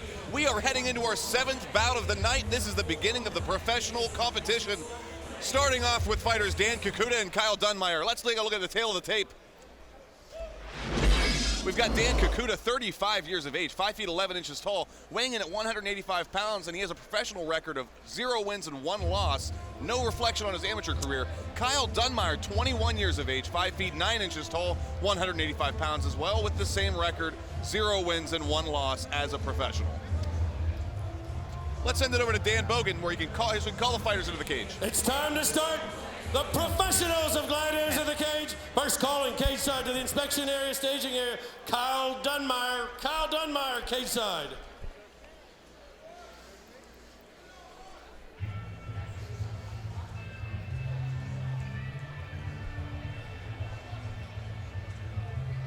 That was not Kyle Dunmeyer being followed by the cameraman. Heading to the cage right now is Kyle Dunmeyer with the song, I think it's called Crazy, early 2000s hit by a bunch of guys with tattoos and piercings. Yeah, that sounds familiar to me, Grant. Butterfly. Butterfly, yes, yeah, Butterfly okay. by, I can't remember the name of that band. Was not douchey enough to like them in the early to mid 90s. That should be no judgment on Kyle Dunmeyer's character that he's walking out to my least favorite song ever. Dunmeyer, 5 feet 9 inches tall, 2 inches shorter than his opponent Kakuta. Dunmeyer's last fight was a loss versus Elijah Goldbley via second round TKO. It is worth note saying that Kyle Dunmeyer actually had the Pinnacle Fighting Championship middleweight amateur belt at one point in his amateur career, so he knows how to fight.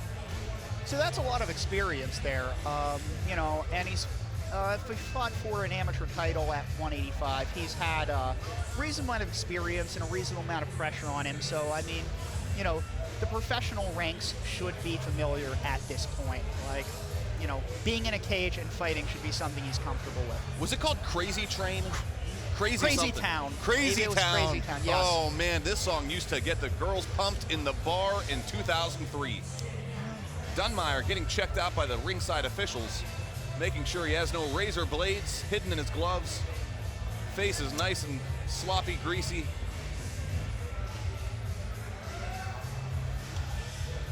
Let's send it over to Dan Bogan to call in our other fighter, Dan Kakuta. From the blue corner, Dan Kakuta, cage side to the staging inspection area. Dan Kakuta, cage side.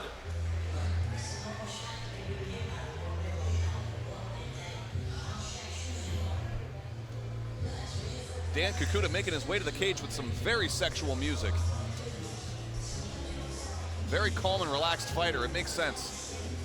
Kakuta's last fight was actually an amateur loss versus a young man named Aaron Jeffrey via unanimous decision. That was actually at Gladiators of the Cage, North Shore Rise to Power 6. It's a bit of a quandary I have about how he is an 0-1 fighter as a professional, as his other professional fight was in 2010. Yeah, the thing is, at the lower levels of both professional and amateur fighting, sometimes record keeping is just poor. There's a lot of venues out there, and not everything always gets reported up the chain of command. There is no National Bureau of Record Keeping. So you're basically going off the record-keeping policies of sites like ShareDog. MixedMartialArts.com. Yeah, and MMA.com. And I mean, they're not being paid to keep these records. They're just doing the best they can. So a lot of it is self-reported. It's just sometimes all over the board. I mean, it's definitely gotten better over the course of years. I'll tell you one thing about this fight, though, Mike, that I'm very excited about, and it's the fact that Dan Kakuta is an exemplary Muay Thai fighter. Now, in his amateur career, he was not able to showcase a lot of the moves that we find to be signatures of Muay Thai, such as the knees to the head and the elbows to the face. I can't wait to see if he can pull some of those moves off tonight in his pro debut, in my opinion, in at least the last 4 years at Gladiators of the Cage. I'm going to send it over to Dan Bogan, our ring announcer, for the official introduction. Ladies and gentlemen, this next contest is in the Gladiators of the Cage professional middleweight division, calling for 3 5-minute rounds. Your referee when the bell rings, Chip Snyder. First, fighting out of the red corner, weighing in at 185 pounds, standing 5 feet 11 inches. He's got an 0-1 record, 21 years of age, fighting out of the grappling house from Myersdale, Pennsylvania, Kyle Dunmire. And his opponent, weighing in at 183 pounds, he stands 5'11". He's 35 years of age, making his professional debut. He fights out of Pittsburgh Muay Thai and Rights Gym from Pittsburgh, Pennsylvania, by way of New York, Dan, the Bionic Fist of Justice, Kakuta!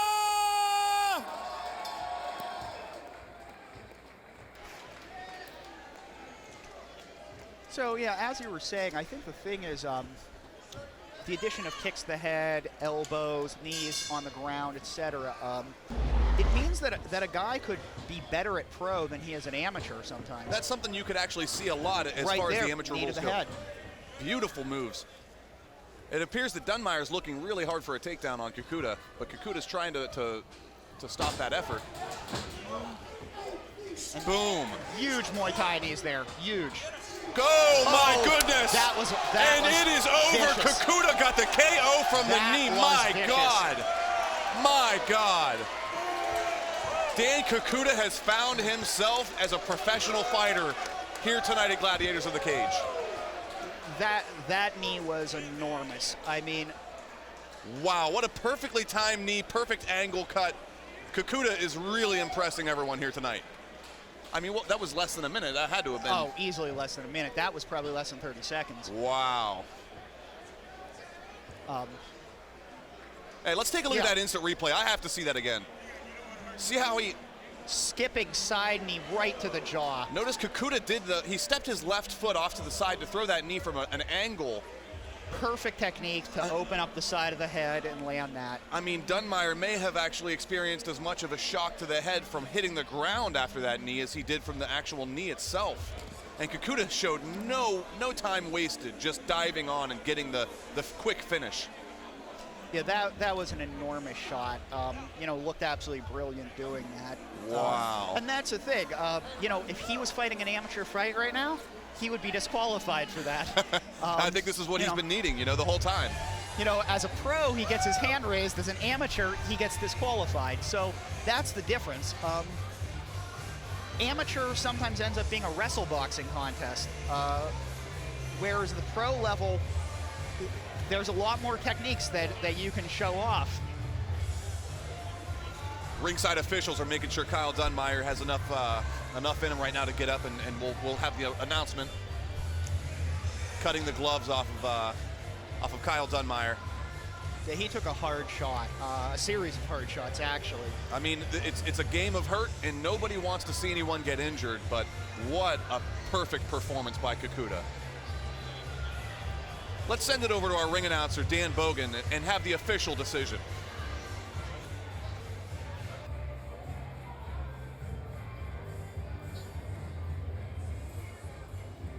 I hope you didn't blink. They're not paying him by the minute. Ladies and gentlemen, the official time of the match. 26 seconds of round one. Your winner by knockout due to strikes, Dan, the Bionic Fist of Justice, Kikuta! Take it away, Katie. So congratulations on your pro debut. What a way to come out of the gate. Tell us how you feel about that win. Feel pretty awesome about it. Not much else to say. Came out here, executed my game plan. We did it. That was your game plan from the start? Yes, that was. Not just the knees, but hey, if that came, then I take it. Awesome. So is there anyone you'd like to thank tonight? Yes, I would. If you don't mind coming up here. I gotta make sure I don't forget anybody else. Give me the mic too. All right, I promise to make this quick. First of all, I'd like to thank my team, Pittsburgh Muay Thai, the best striking program in the tri-state area, available exclusively at Rice Gym, PittsburghMuayThai.com, RiceGym.com. I get my massages every time from Gene Dimmerling, licensed LMT. Awesome work, Gene, massage by Gene at gmail.com. Really got to contact her. If you need your body worked on, she's the one. Audio Works for any aftermarket work on your vehicle. It's wintertime, so time to get those remote starters. They're the ones right here on 51, audioworks.com. Steel City Martial Arts, steelcitymartialarts.com. The Bull Joint, damn best restaurant in Pittsburgh in like the last, 10 years. IWantBalls.com. Supplement Central for all my supplements and vitamins, supplementcentral.com. Toast Pain Relief Products, they work awesome on my body as well, toastproducts.com. And Precision Sign and Awning for doing this banner for me, precisionsignandawning.com. And Bruce Lee was my hero. All right, congratulations. Let's hear it for him, everybody. Ladies and gentlemen, give it up for the Bionic Fist of Justice, Dan Kikuta!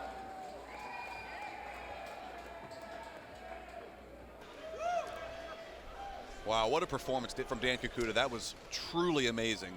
Kikuta has what I would consider to be a lot of sponsors to thank. Why don't we go ahead and have a word from our sponsors while we wait for the next fighters to come out.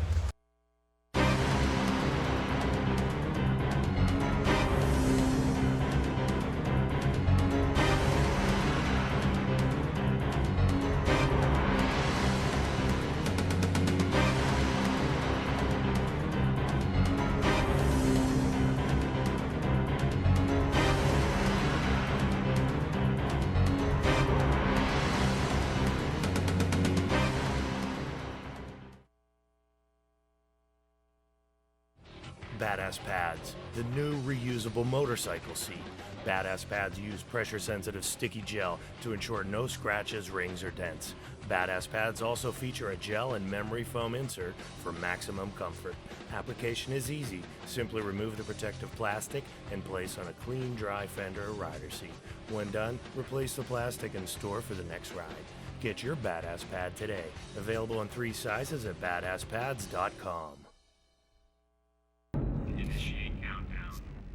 5, 4, 3, 2, 1. Blast off. Introducing Introducing the new 2013 Yamaha Raptor 700R, the most powerful, best performing sport ATV on the planet. Now in 3 great models, all assembled in the U.S. and all ready to launch. Available at LoJack's Yamaha in Tarentum, 724-226-3727. Family owned and operated since 1956, Gillette Towing and Services are here for you. Our tow trucks operate 7 days a week, 24 hours a day when you need a tow. We offer hauling of heavy machinery and freight and can move oversized loads with escorts and cover all 48 lower states. Our excavation, demolition, and paving equipment can take care of any construction project you're working on, large or small. If your car needs repairs, we can handle mechanical as well as inspection and emissions. Call us today at 724-226-1222 or visit our website at rongillettinc.com. Welcome back, fight fans. This portion of tonight's broadcast has been brought to you by Ron Gillette Towing. One call, we tow it all. Call 724-226-1222 to get a hold of Ron Gillette Towing.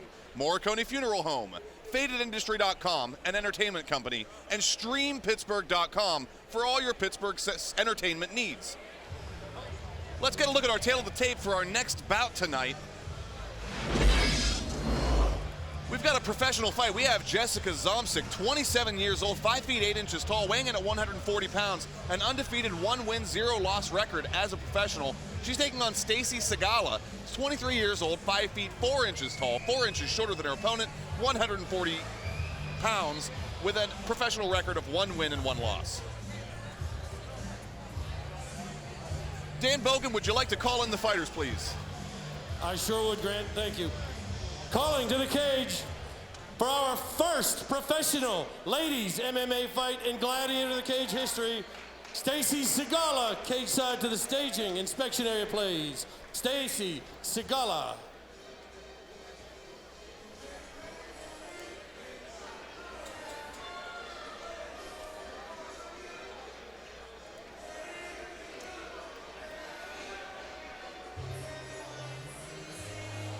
Stacy Segala approaching the cage right now. Has a vicious look on her face here. She does not look happy. Not look happy to having to go into the cage and take on her opponent. She wants to kill. Segala 1-1 as a professional, 5 feet 4 inches tall, as I said, 4 inches shorter than her opponent tonight. Her last fight was a loss versus Sui Jen Kunanen via first round submission. It was a rear naked choke. So look for that to be a possible opening in her game tonight, but I imagine she would have probably patched that up by now. Also worth note is that Segala has come here tonight from New Mexico, probably the farthest trip that we've seen at Gladiators of the Cage in my time working here. New Mexico is a long way from Pittsburgh. It is a long way from Pittsburgh, and it has to bring up a lot more things that a lot of local fighters don't have to think about. Jet lag, flying, recycled air, weight cutting. Not at all fun, but it is the mark of a true professional fighter to go out on their journey and have their fights. Take it from me firsthand, it is miserable to have to cut weight, fly in. Yeah, fly in, and then it's very difficult to get your weight cut. Just awful. Let's send it over to Dan Bogan to call in our next fighter. Now from the blue corner, Jessica Zomsic. Jessica Zomsic, cage side to the inspection staging area.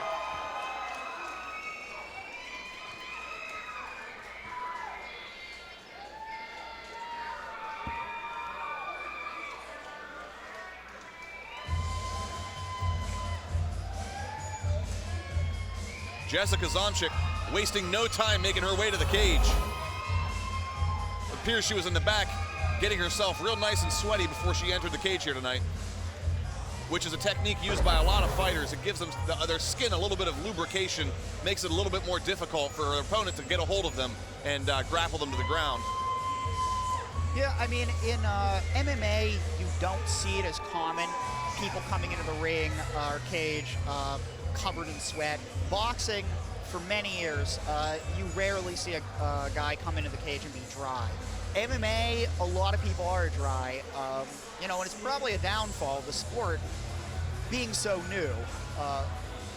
Zomsic being made to cut the tape off of her pinky toes on her left foot by the Athletic Commission. I have to wonder if she may be sporting an injury right now. Jessica Zomsic's last fight was a win versus Summer Bradshaw. It was via first round submission. Now I have to put 2 and 2 together and take a look at these records. Stacy Segala's last fight was a loss via first round rear naked choke. Jessica Zomchik's last fight was a win via first-round choke. I mean, 2-2, that's 4. Well, yeah, obviously, you know, if you know your opponent has a weakness for submission and you are a submission fighter, I mean, that's what you're going to be looking for. Absolutely. I can't wait to see this fight. Let's send it over to our ring announcer, Dan Bogan, for the official introduction. Ladies and gentlemen, you're about to witness Gladiators of the Cage history as we have our first female professional fight.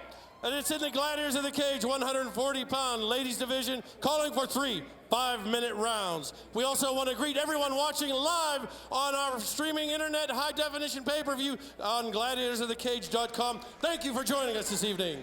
First, fighting out of the blue corner, the red corner rather, she weighed in at 139 pounds. She stands 5 feet 4 inches tall. She's got a reach of 64 inches, 23 years old. She has a record of 1 win, 1 loss. Her fight club is House of MMA. She's from Roswell, New Mexico. Welcome, Stacy Mad Dog Sigala. And her opponent weighed in at 140.8 pounds, standing 5 feet 8 inches tall, a reach of 71 inches. She's 27 years of age. Her record is 1 win, no loss. She fights for Evolve MMA from Waterford, Pennsylvania. Jessica, the Zombie Zomchik. Your referee, Chip Snyder. I'm very excited to see this fight here tonight. Interestingly enough, Stacy Sigala's nickname is the Mad Dog, and so is Francis Healy. He will be featured in the next pro fight. No other zombies on the card as far as I know. Except Jeremy Sakuda, I guess. I mean, he kind of was a walking dead there in his fight. Both fighters approaching center cage, throwing big, beautiful combo by Sigala.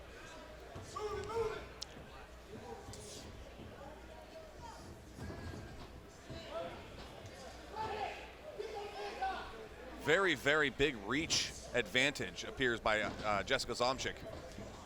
Very much taller, longer legs, a greater distance to throw her kicks.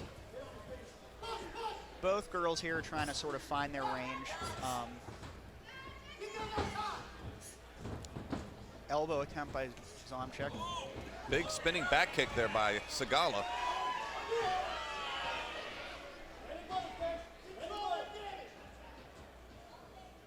Both fighters tied up against the fence right now. Zomchik with a deep underhook. Sigala trying to get double overs, possibly to control her opponent, and now Sigala has a left underhook. Zomchik trying to take this to the ground. Pulls guard. Pulls guard. I love that. She must be very confident in her submission abilities, as she should be, because the armbar is locked in, and there's the tap. Wow, that was a good armbar. Excellent, excellent show of jiu-jitsu there. I really think she might have done something to Sigala's elbow, because that was a deep and hard armbar. The way she's holding her arm and the way I saw that twist, it easily could have dislocated. Wow, I mean... Oh, and she is in pain. What is there to be said about the confidence on the ground of Jessica Zomchik pulling guard and getting an armbar within 10 seconds of pulling guard? She knew her opponent's weakness and her strength, and she took it right there. So anytime we get a chance, I'd like to take a look at the instant replay on that. I want to see that elbow. Really gets bent in a bad way. Oh my, beautiful setup. Nice setup, goes, hooks the leg, pushes immediately through. And, that does not feel good. She needs to get some ice on that. You know, and some people might say that she put the submission on very fast and maybe didn't give the opponent adequate time to tap. But the thing is, at the pro level like this, I mean, it is your opponent's job to tap first. You know, and honestly, respecting the tap and ending the fight right after the tap is a very American thing to do. Traditionally in Brazilian Jiu-Jitsu, a Brazilian fighter will not let go of a submission until the referee touches them. That's common. We all understand this sport is dangerous and there are submissions and, you know, bad things happen. I don't think Jessica Zomchik, you know, meant anything by this or that she was trying to injure anybody's arm. But I mean, split-second difference between applying that pressure and not can allow your opponent to escape, and that would be disaster at that moment. I got to say, that was probably one of the slickest submissions we've seen here tonight at Gladiators of the Cage. North Shore Rise to Power 7. I mean, with 2 fights left to go, that would be the submission of the night. In fact, The last two fights, neck and neck for finish of the night. That submission or Dan Kakuta's knee to the head, both excellent. Let's go ahead and send it over to our ring announcer, Dan Bogan, for the official decision. Ladies and gentlemen, 1 minute, 16 seconds of the first round. Your winner by tap out via the armbar, fighting out of the blue corner, Jessica the Zombie Zomchek. Take it away, Katie. Hi. Congratulations on being part of the first female pro fight here. And I just wanted to ask, that was a very impressive armbar. Can you tell us a little bit about how you set that up? I didn't feel comfortable with my ground game. I came in here with a really bad cold, so my lungs were kind of spent. And I saw the opportunity to jump guard and take her arm, and no mercy. I got to make it stop, Awesome. So is there anyone that you'd like to thank tonight? Yeah, my coach, Steve Trasick, Steve Burton, Ryan Arce, my mom and dad, they're here every fight. I love them so much. My teammates up here, woo! And all my fans and friends back from home. They came from Cleveland, they came from Erie. Thank you guys so much. I'd like to thank Cryotherapy Plus for getting me here, and Battle Bomb. All right, congratulations. Let's hear it for everyone. Our first professional ladies MMA fight. If that's how she fights with a cold, I'd be terrified to see her without. Give it up in the balcony for it's Jessica the Zombie Zomchek.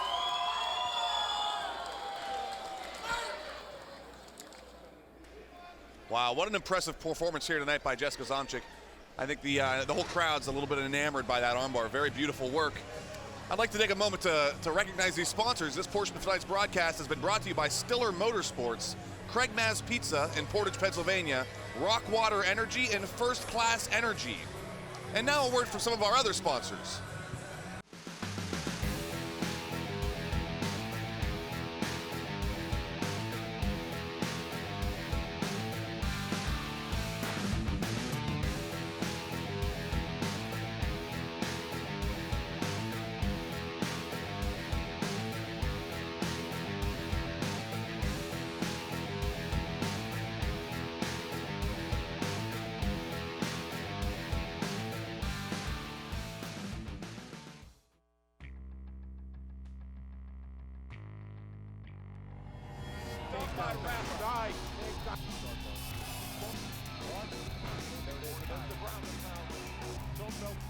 Good job. Oh, Grand Addis Auto. Put your head down there. There's what I wanted. Wow.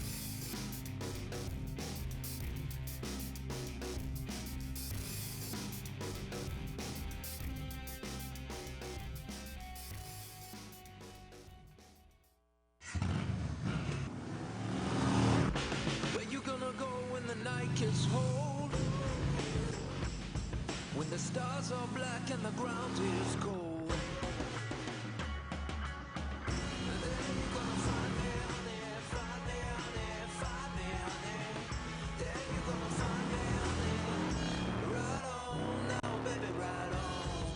Available at LoJack's Yamaha in Tarentum, 724-226-3727. Everywhere you turn, people are working out, living a healthy lifestyle, and eating healthier foods. And there's no better way to kick off the new year than enjoying a mouth-watering Mona Lisa wrap for only $5.99. It's all made with the freshest ingredients and cooked to a healthy perfection. For only $5.99 and under 500 calories, the Mona Lisa wrap is a delicious way to keep your New Year resolution. Muscle Maker Grill. Great food with your health in mind.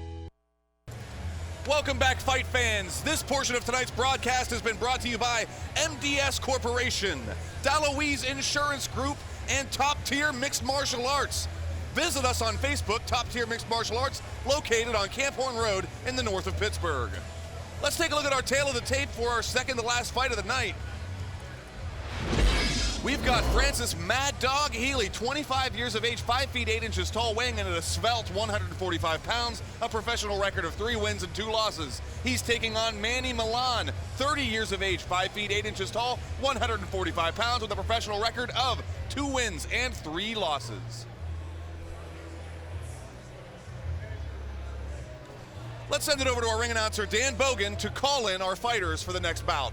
We need it this time from the red corner, Manny Milan. Manny Milan, red corner to the cage side inspection area, please.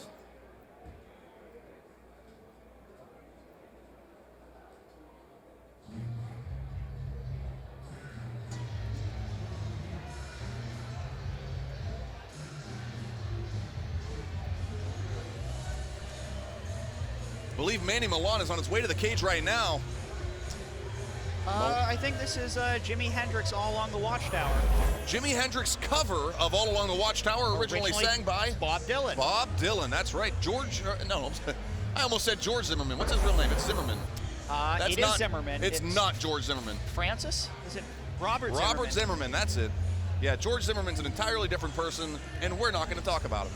Manny Milan is 2 wins, 3 losses right now as a professional. His last fight was a win versus Bruce Richards via first-round submission. It was a choke, so he's got a ground game. And if musical taste is any indication, I like where his head's at. Absolutely. Manny Milan coming in from New York, another fighter that had a bit of a trip tonight. I don't think he looks phased. He looks very ready. He came and talked to us at the announcement booth earlier. Very nice, friendly guy. I always have a special place in my heart for a fighter that comes and introduces themselves to the staff at the events. I think that's a good way to earn fans, and it's a good way to earn support from the actual production crew, honestly. Yeah. Crossing himself before he enters the cage. And a salute, and he's in. Manny Milan looks really jacked right now, too. Looks like he's shredded. in good shape here. Let's go to Dan Bogan to call in our next fighter. From the blue corner, we need Francis Healy, cage side to the inspection stage here. Francis Healy. And here comes a local favorite, Francis Mad Dog Healy, fighting out of the Mat Factory, a Pittsburgh local in Ambridge.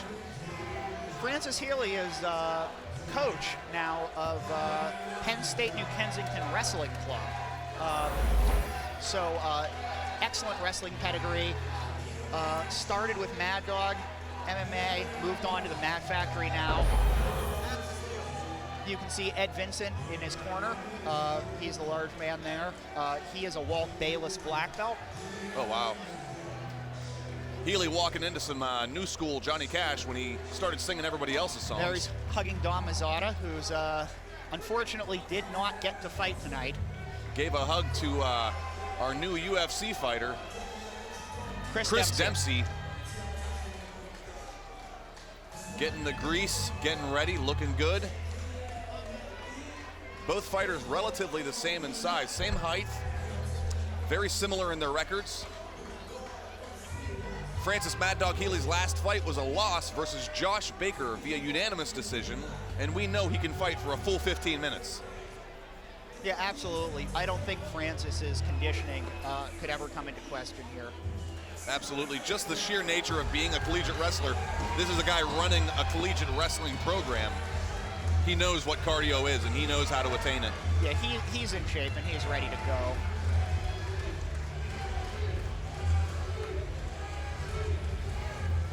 Now let's go to our ring announcer, Dan Bogan, for the official introduction.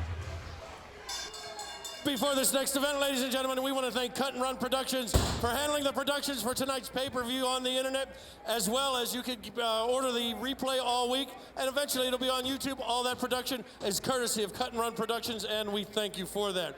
It's time for the professional featherweights of Gladiators in the Cage, calling for 3 5-minute rounds. When the bell rings, your referee is Chip Snyder. First, fighting out of the red corner, he weighed in at 148.5 pounds. He stands 5 feet 8 inches tall. 30 years of age, his record is 2 wins, 3 losses. He fights for Team Striker MMA. From Amsterdam, New York, welcome Manny Fresh Milan. And his opponent weighed in tonight at 146 pounds. He stands 5'7", 25 years of age with a record of 3-2. He fights out of the Mat Factory from Pittsburgh, Pennsylvania, Francis Mad Dog Healy.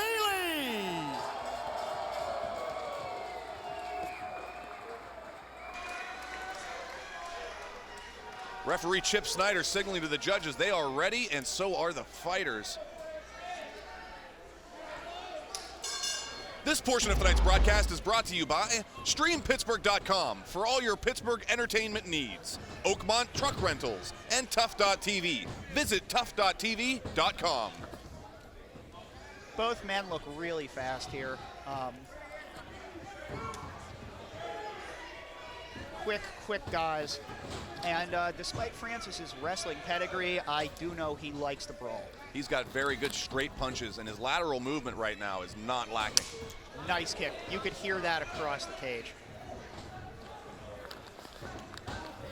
That one, I think that kick might have hurt him even more than that leg kick. That deep meat-packing sound, like you're hitting a steak with your fist. Wow, big shot. Francis lands a big shot there. Healy really leaning on that lead left kick to the body. I think he's thrown that about 5 or 6 times in so far. Healy's got good movement here, and he's coming in at angles.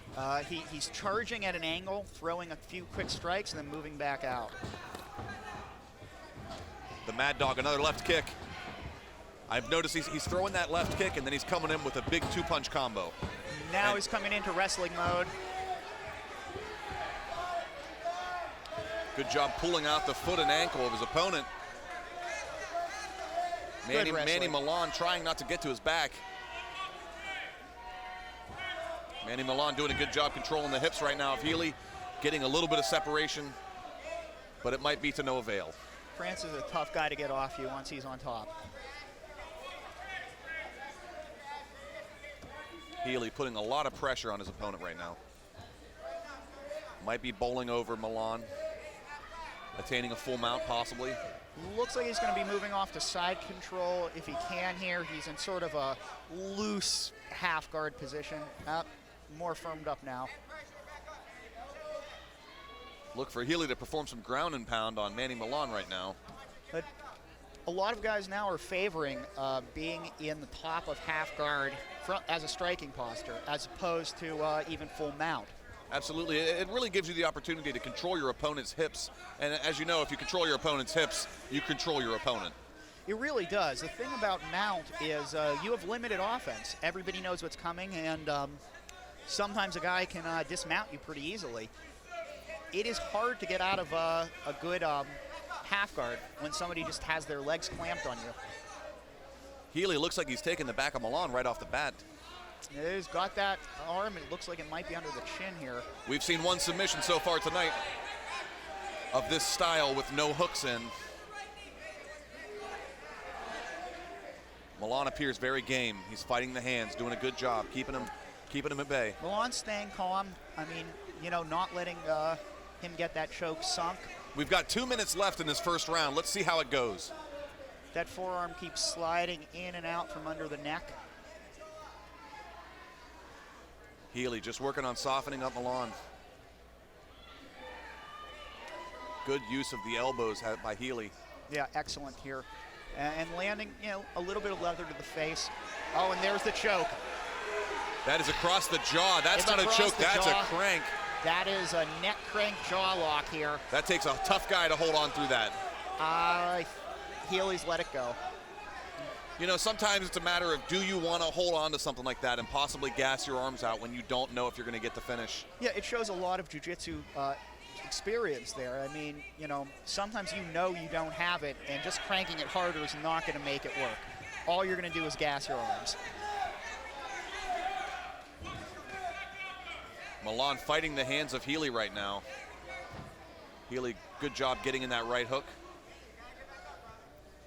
Gets that hook in, flattens him back out, back to the back, making it really hard for Milan to get back up. Less than a minute left in this first round, and this has been a one-sided fight in so far. Francis Healy really dominating the ground game.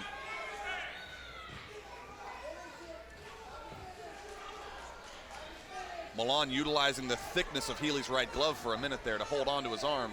Both hooks in now, full on. I don't know if there's enough time for him to do anything substantial from here, but I mean, this is a definite dominant position in the eyes of the judges. Certainly. 15 seconds left. We'll see if Francis, decides to maybe fall off to a submission here. I mean, armbar. There it is. He attempted it, and though he missed, I give him big props on that. Absolutely. You know, very smart move. I mean, 10, 15 seconds left, you try to end the fight right there. Healy showing some really impressive wrestling here tonight. Absolutely, and that round was all Healy, really. I mean, you know, that round obviously goes to him. I mean, if we're talking in terms of submission attempts, I know Healy had that jaw crank really tight, and I know from experience that is not a good feeling. That's also a move that would not be legal in the amateurs. No, as a professional fighter, they are allowed to crank the neck and the jaw. I would have to think that round took its toll on Manny Milan to a greater extent than Healy. I mean, being on the bottom, being ridden the whole round, having to defend much, much harder. Absolutely. Gravity plays a very big factor whenever it comes to one opponent being on top of another, as it's much easier to stay on top of someone than it is to be on the bottom and constantly be trying to get them off of you. Round 2 coming up. Chip Snyder signaling the judges, and the fighters are ready to go. Francis Healy's got a very big smile on his face right now.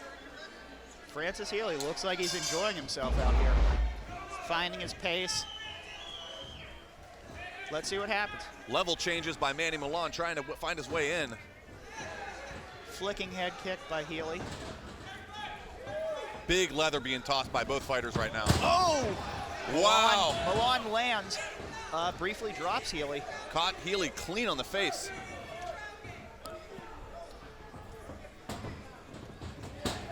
Big takedown attempt, and Milan's got Healy down. Scores a takedown here.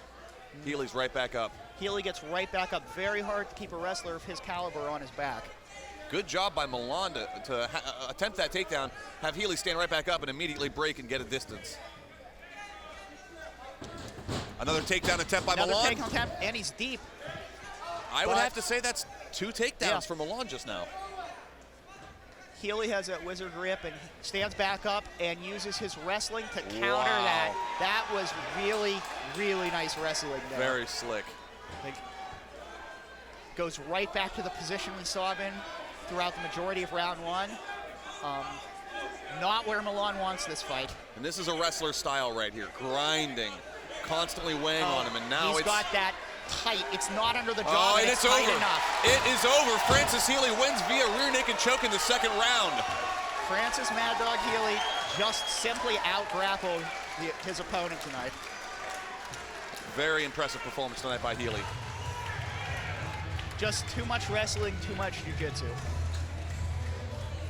Very good rear naked choke. I hope we can get a chance to see the instant replay on that, Mike. Yeah, that was an impressive submission. Really good display there. The way he countered that takedown was the most impressive part of the fight. Here we see him sinking in the choke. Didn't quite have his arm under the jaw of Milan, but sometimes that doesn't matter. A lot of times it doesn't. There's so much pressure there. Most guys are going to tap. You know, and it is another scenario where the fact that they're wearing gloves makes the grip, in my opinion, that much tighter. It's not like you have to worry about your arms being sweaty and slippery. You have that material on your hand to help you get the grip. It does, yeah.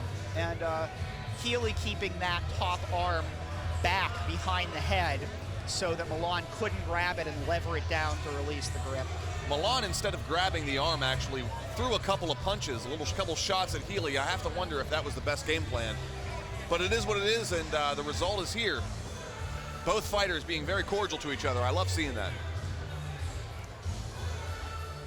Yeah, I think this is a good fight for Francis to get back on the winning track. I know he's had some bumps in the road.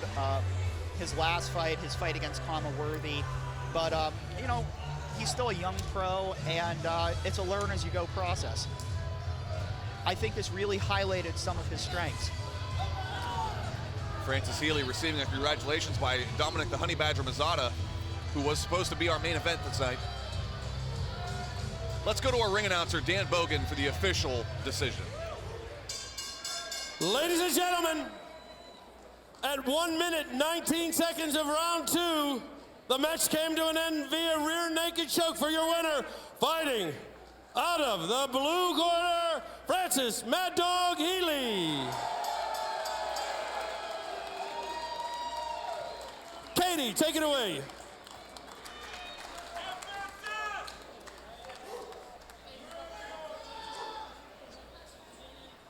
Congratulations, Francis. Come over here, I gotta ask you some questions. So you were relentless throughout this entire fight. Can you tell us a little bit about the thought process and what was going on in your head during the fight? I mean, from what we've seen about Manny, he's tough. He comes at you hard at first. So we really wanted to kind of just keep the pressure going, and eventually, you know, we'd wear him down. So that was the plan. So that's kind of how it happened. So. Is there anyone you'd like to thank tonight? Yeah, I'd really like to thank all my family and friends for coming out, man. I love the support. I want to thank my team, Mat Factory, all my sponsors on my shorts, Team Hard Work. That's where I get all my strength and conditioning. Subert Insurance. These guys fill the whole row out here, man. They brought so many guys. Thanks a lot for everything. Thanks for the shirts. Pick up one if you get a chance. That's it. Thanks to Gladiators of the Cage for the fight. Congratulations. Give it up for Francis Mad Dog Healy. Also, I don't know if he's still around. We saw him wandering around earlier. We want to welcome Brett Showtime Schoenfeld. And I just got a glimpse. Well, there you have it, folks. Francis Mad Dog Healy moving on to an impressive 4 wins and 2 losses as a professional. Coming up next is going to be our main event of the evening, Michael Wilkins versus Christopher Coggins. But first, a word from our sponsors.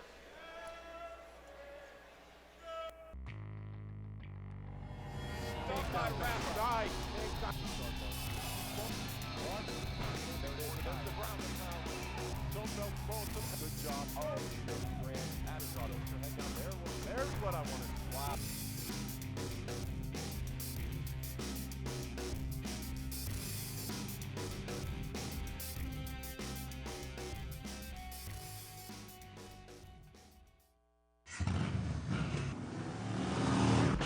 Where you gonna go when the night gets cold?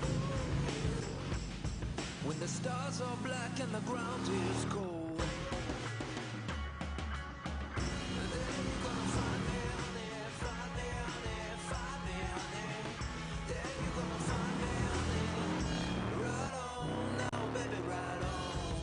Available at LoJack's Yamaha in Tarentum, 724-226-3727.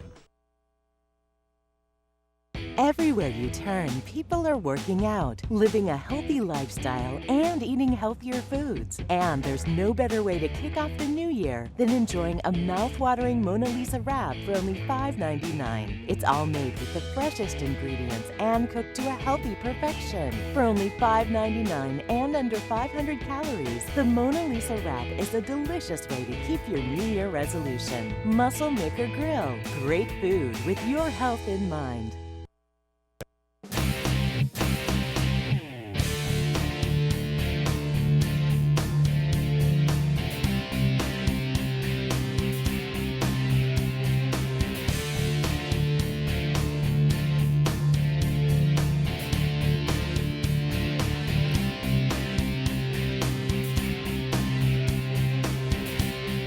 Train hard, look good, feel better. Come to the rehab center. Welcome back, fight fans. This portion of tonight's broadcast is brought to you by the Badass Pad. That's the pad you saw for the back of your motorcycle and all the advertisements, and also Taylor Auto Repair. Coming up next is our main event of the evening. It is Michael Wilkins versus Christopher Coggins. Michael Wilkins, a Renzo Gracie Jiu-Jitsu fighter. Christopher Coggins made his way here from Tennessee. Let's take a look at the tail of the tape. Here we have Mike Wilkins, 27 years of age, 5 feet 11 inches tall, weighing in at 155 pounds with a professional record of 4 wins and 1 loss. He's taking on Chris Coggins, 25 years of age, 5 feet 9 inches tall, weighing 155 pounds with a professional record of 7 wins, 7 losses. Now to our announcer, Dan Bogan, to call in the fighters for the next event. We need now from the red corner, Chris Coggins.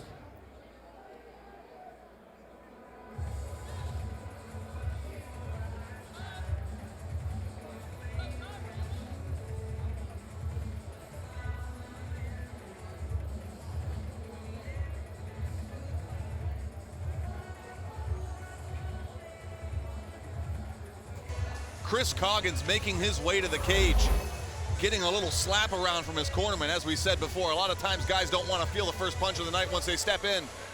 No, at 7-7, he's an experienced professional, and I imagine there's probably a deep amateur record behind that. You know, he's been through a lot of fights, so I would expect him to, you know, look fairly good out here tonight. And you know something of interest, you might find this kind of interesting yourself, Mike. Christopher Coggins' last fight was a loss versus Eric Calderon via split decision. His opponent tonight, Michael Wilkins' last fight was a win versus Eric Calderon via third-round guillotine. So we have two guys that have definitively fought the same guy, two different results, both hard-fought battles. Interesting. I mean, there's always the tendency to look at things and say, well, if A beats B and B beats C, then A beats C, but that's not always the case in fighting. There's always a variable. Every matchup is individual. Any man can win on any night. That's Also, MMA. From what I've seen, both these guys actually seem to be more submission-oriented fighters. So I would expect the possibility of an advanced ground game here. Absolutely. Let's have our ring announcer, Dan Bogan, call in the main event opponent. Before we bring in our next fighter, I'd like to mention joining us tonight, former Gladiators of the Cage fighter, current UFC fighter from Ambridge, Pennsylvania, Chris Dempsey. Welcome, Chris Dempsey. Thank you for joining us tonight. It's an honor. We need now from the blue corner on our main event, Mike Wilkins. Mike Wilkins, cage side. Mike Wilkins, a lot of crowd support here. Mike Wilkins has been on the come up, and his time is coming soon. He's had a few write-ups recently on MMA media websites. His game has been impressive. I was here to call his last fight versus Eric Calderon when he got that third-round guillotine, and he snatched that guillotine after going to war for 2.5 rounds versus Calderon. Mike Wilkins, impressive wrestling pedigree, wrestled his whole life, currently coaches high school wrestling, purple belt at Renzo Gracie, probably pretty close to a brown belt by this point in time. Who knows, if he wins the fight, you might see a presentation tonight. I'm not calling anything, but I'm just saying, could happen. Absolutely. Mike Wilkins, 4-win, 1 loss as a professional. He's 5 feet 11 inches tall, 2 inches higher than his opponent, Christopher Coggins, tonight. I don't know if that's going to matter much because I don't know if that's really what Wilkins wants to do, is stand and trade on the end of his punches. You know, the thing about Wilkins is it's not so much just his height. He is a big 155, one of the biggest I've ever seen. I don't know how much weight he cuts to get to 55, and I don't think it's so much that it's unhealthy because he has endurance, but maybe he's got hollow bones. Like a bird. Like a bird, avian bone syndrome. Let's go to our ring announcer, Dan Bogan, for the official introduction. Ladies and gentlemen, if you're looking for high-quality, high-definition photos of tonight's fight, you can buy them from Rob Lynn Photography, Sean Eisler Photography, both doing good jobs. Check out their websites. You'll think you're Chip Snyder. He gets such good close pictures. Ladies and gentlemen, these bouts are sanctioned and approved by the Pennsylvania State Athletic Commission. Executive Director is the Honorable Craig Serb. Our Commissioner at ringside, Mr. Ron Russitano. The officials tonight, our judges, Todd Krushka, John Leksavic, and Cleveland Kevin Armstrong. Your referee for each and every fight the entire evening, Mr. Chip Snyder. Physician at ringside is Dr. Lawrence Biskin, our timekeeper at the bell, Stephen the Hammer Cruz. I'm your ring announcer Dan Bogan. Give it up for our ring girls, Emma, Brittany, and Alicia this evening. This is our main event of the evening, and it's in the Gladiators of the Cage professional lightweight division, calling for 3 5-minute rounds. When the bell rings, your referee is Chip Snyder. First, introducing out of the red corner. He weighed in at 153 pounds. He stands 5'8". His reach is 71 inches, 25 years of age. He has a 7-7 record. He fights for SSF Submission Academy. From Clarksville, Tennessee, Chris Coggins. Chris Coggins. And his opponent in the blue corner, he weighed in at 155 pounds. He stands 5'10". He's got a 72-inch reach. 27 years of age, a 4-1 record. From Renzo Gracie, Pittsburgh. He's from Pittsburgh. Mike Wilkins! Let's get Chip Snyder's official announcements. and instructions to the fighters. You know, I don't know who it was that said it, but I heard once. So always keep your eye on an opponent that claps at themselves when their name is announced. Show these people why you guys are the main event. I've just heard that that's an indication of what might be having to come. Let's go back. We'll see here real soon. We will, because it's about to start. The main event of the evening. Both fighters looking ready.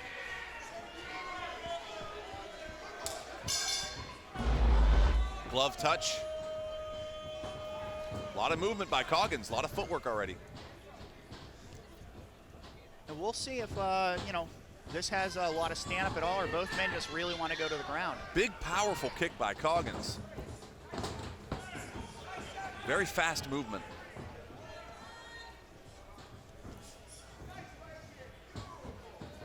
A lot of feinting and moving by Coggins. I like that. I like seeing that.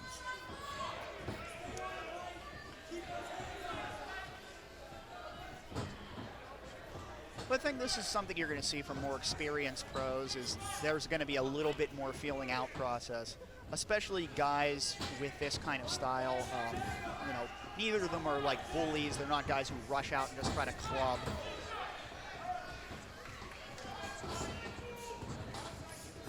Oh, Wilkins landing some big leather there. Wilkins trying to capitalize on a bit of a movement he made there. Big shots to the liver. Pounding the body.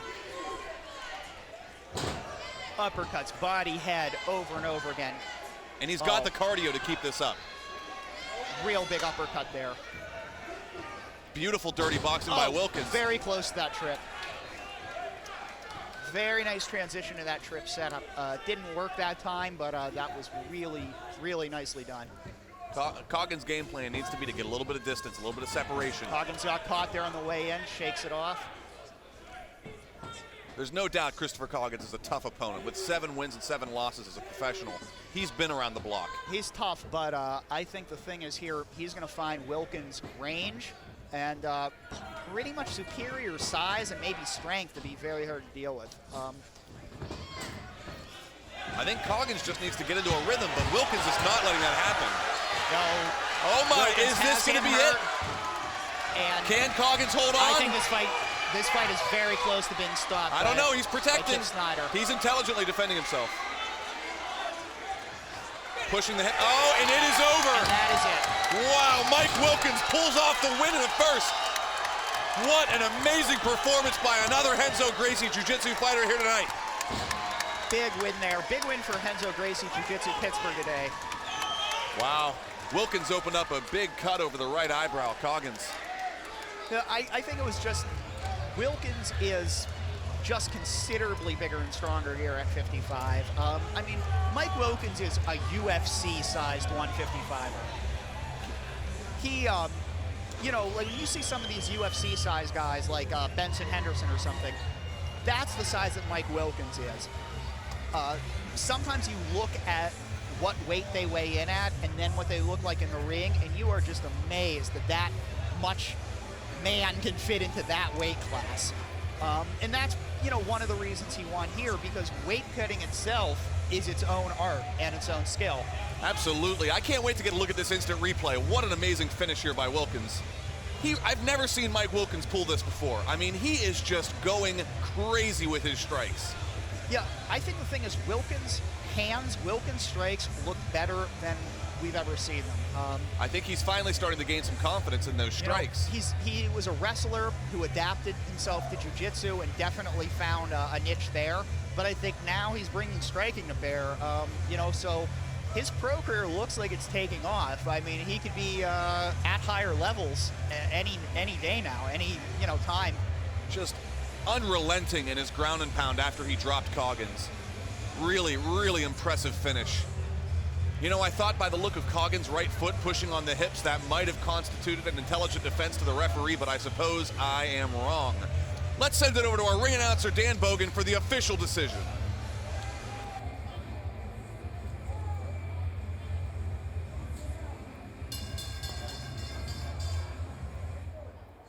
At 2 minutes and 10 seconds of round 1, your winner by KO due to strikes, fighting out of the blue corner, this one's for the Wilkins Army, Mike Wilkins!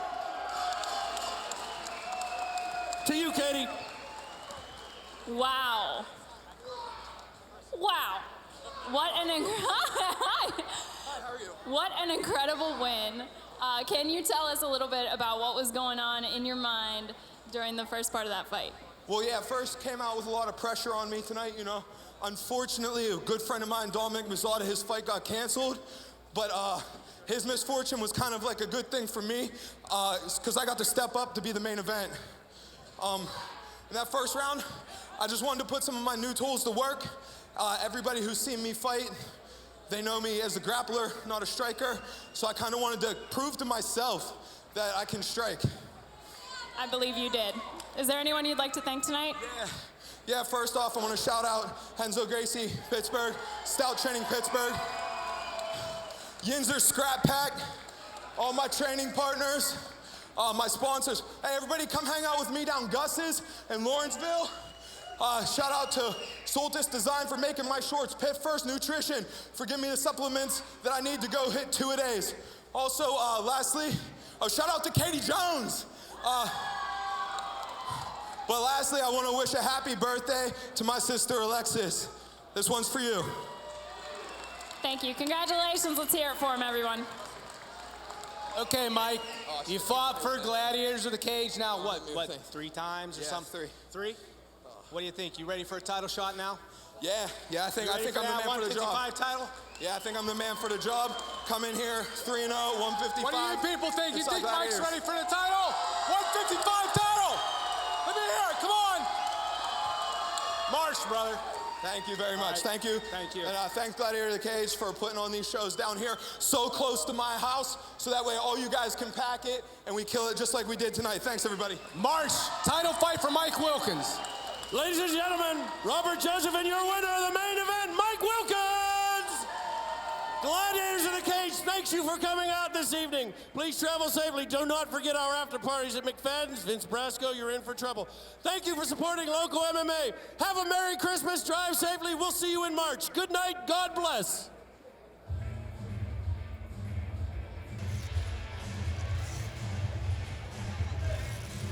It's time now tonight to recognize our winner for submission of the night, Jessica Zomchik, with a slick and deep armbar. Yeah, this armbar is really nice. The thing is, she knew she was better at submissions. She jumped guard and went right to it. Absolutely no grinding involved, no hesitation, just took the arm and bent it way far backwards. Very nice form there. Perfect. Knees squeezed together, hips popped out. Just really an excellent demonstration of an armbar from guard. Not a tough decision at all. That was the submission of the night. Now on to our knockout of the night, Dan Kukuda in his pro debut. Beautiful knee to the side of the face. Once again, perfect technique. Skip side knee to the face, kind of jumped out with the left foot, brought the knee in at a great angle to hit the jaw. I mean, just clobbered him there. Like, perfect execution. All right, that's it for us, folks, from Gladiators of the Cage, North Shore Rise to Power 7. I'm Grant Berger, and with me is... Mike Willis. Thank you very much for tuning in, and we will see you on the next one.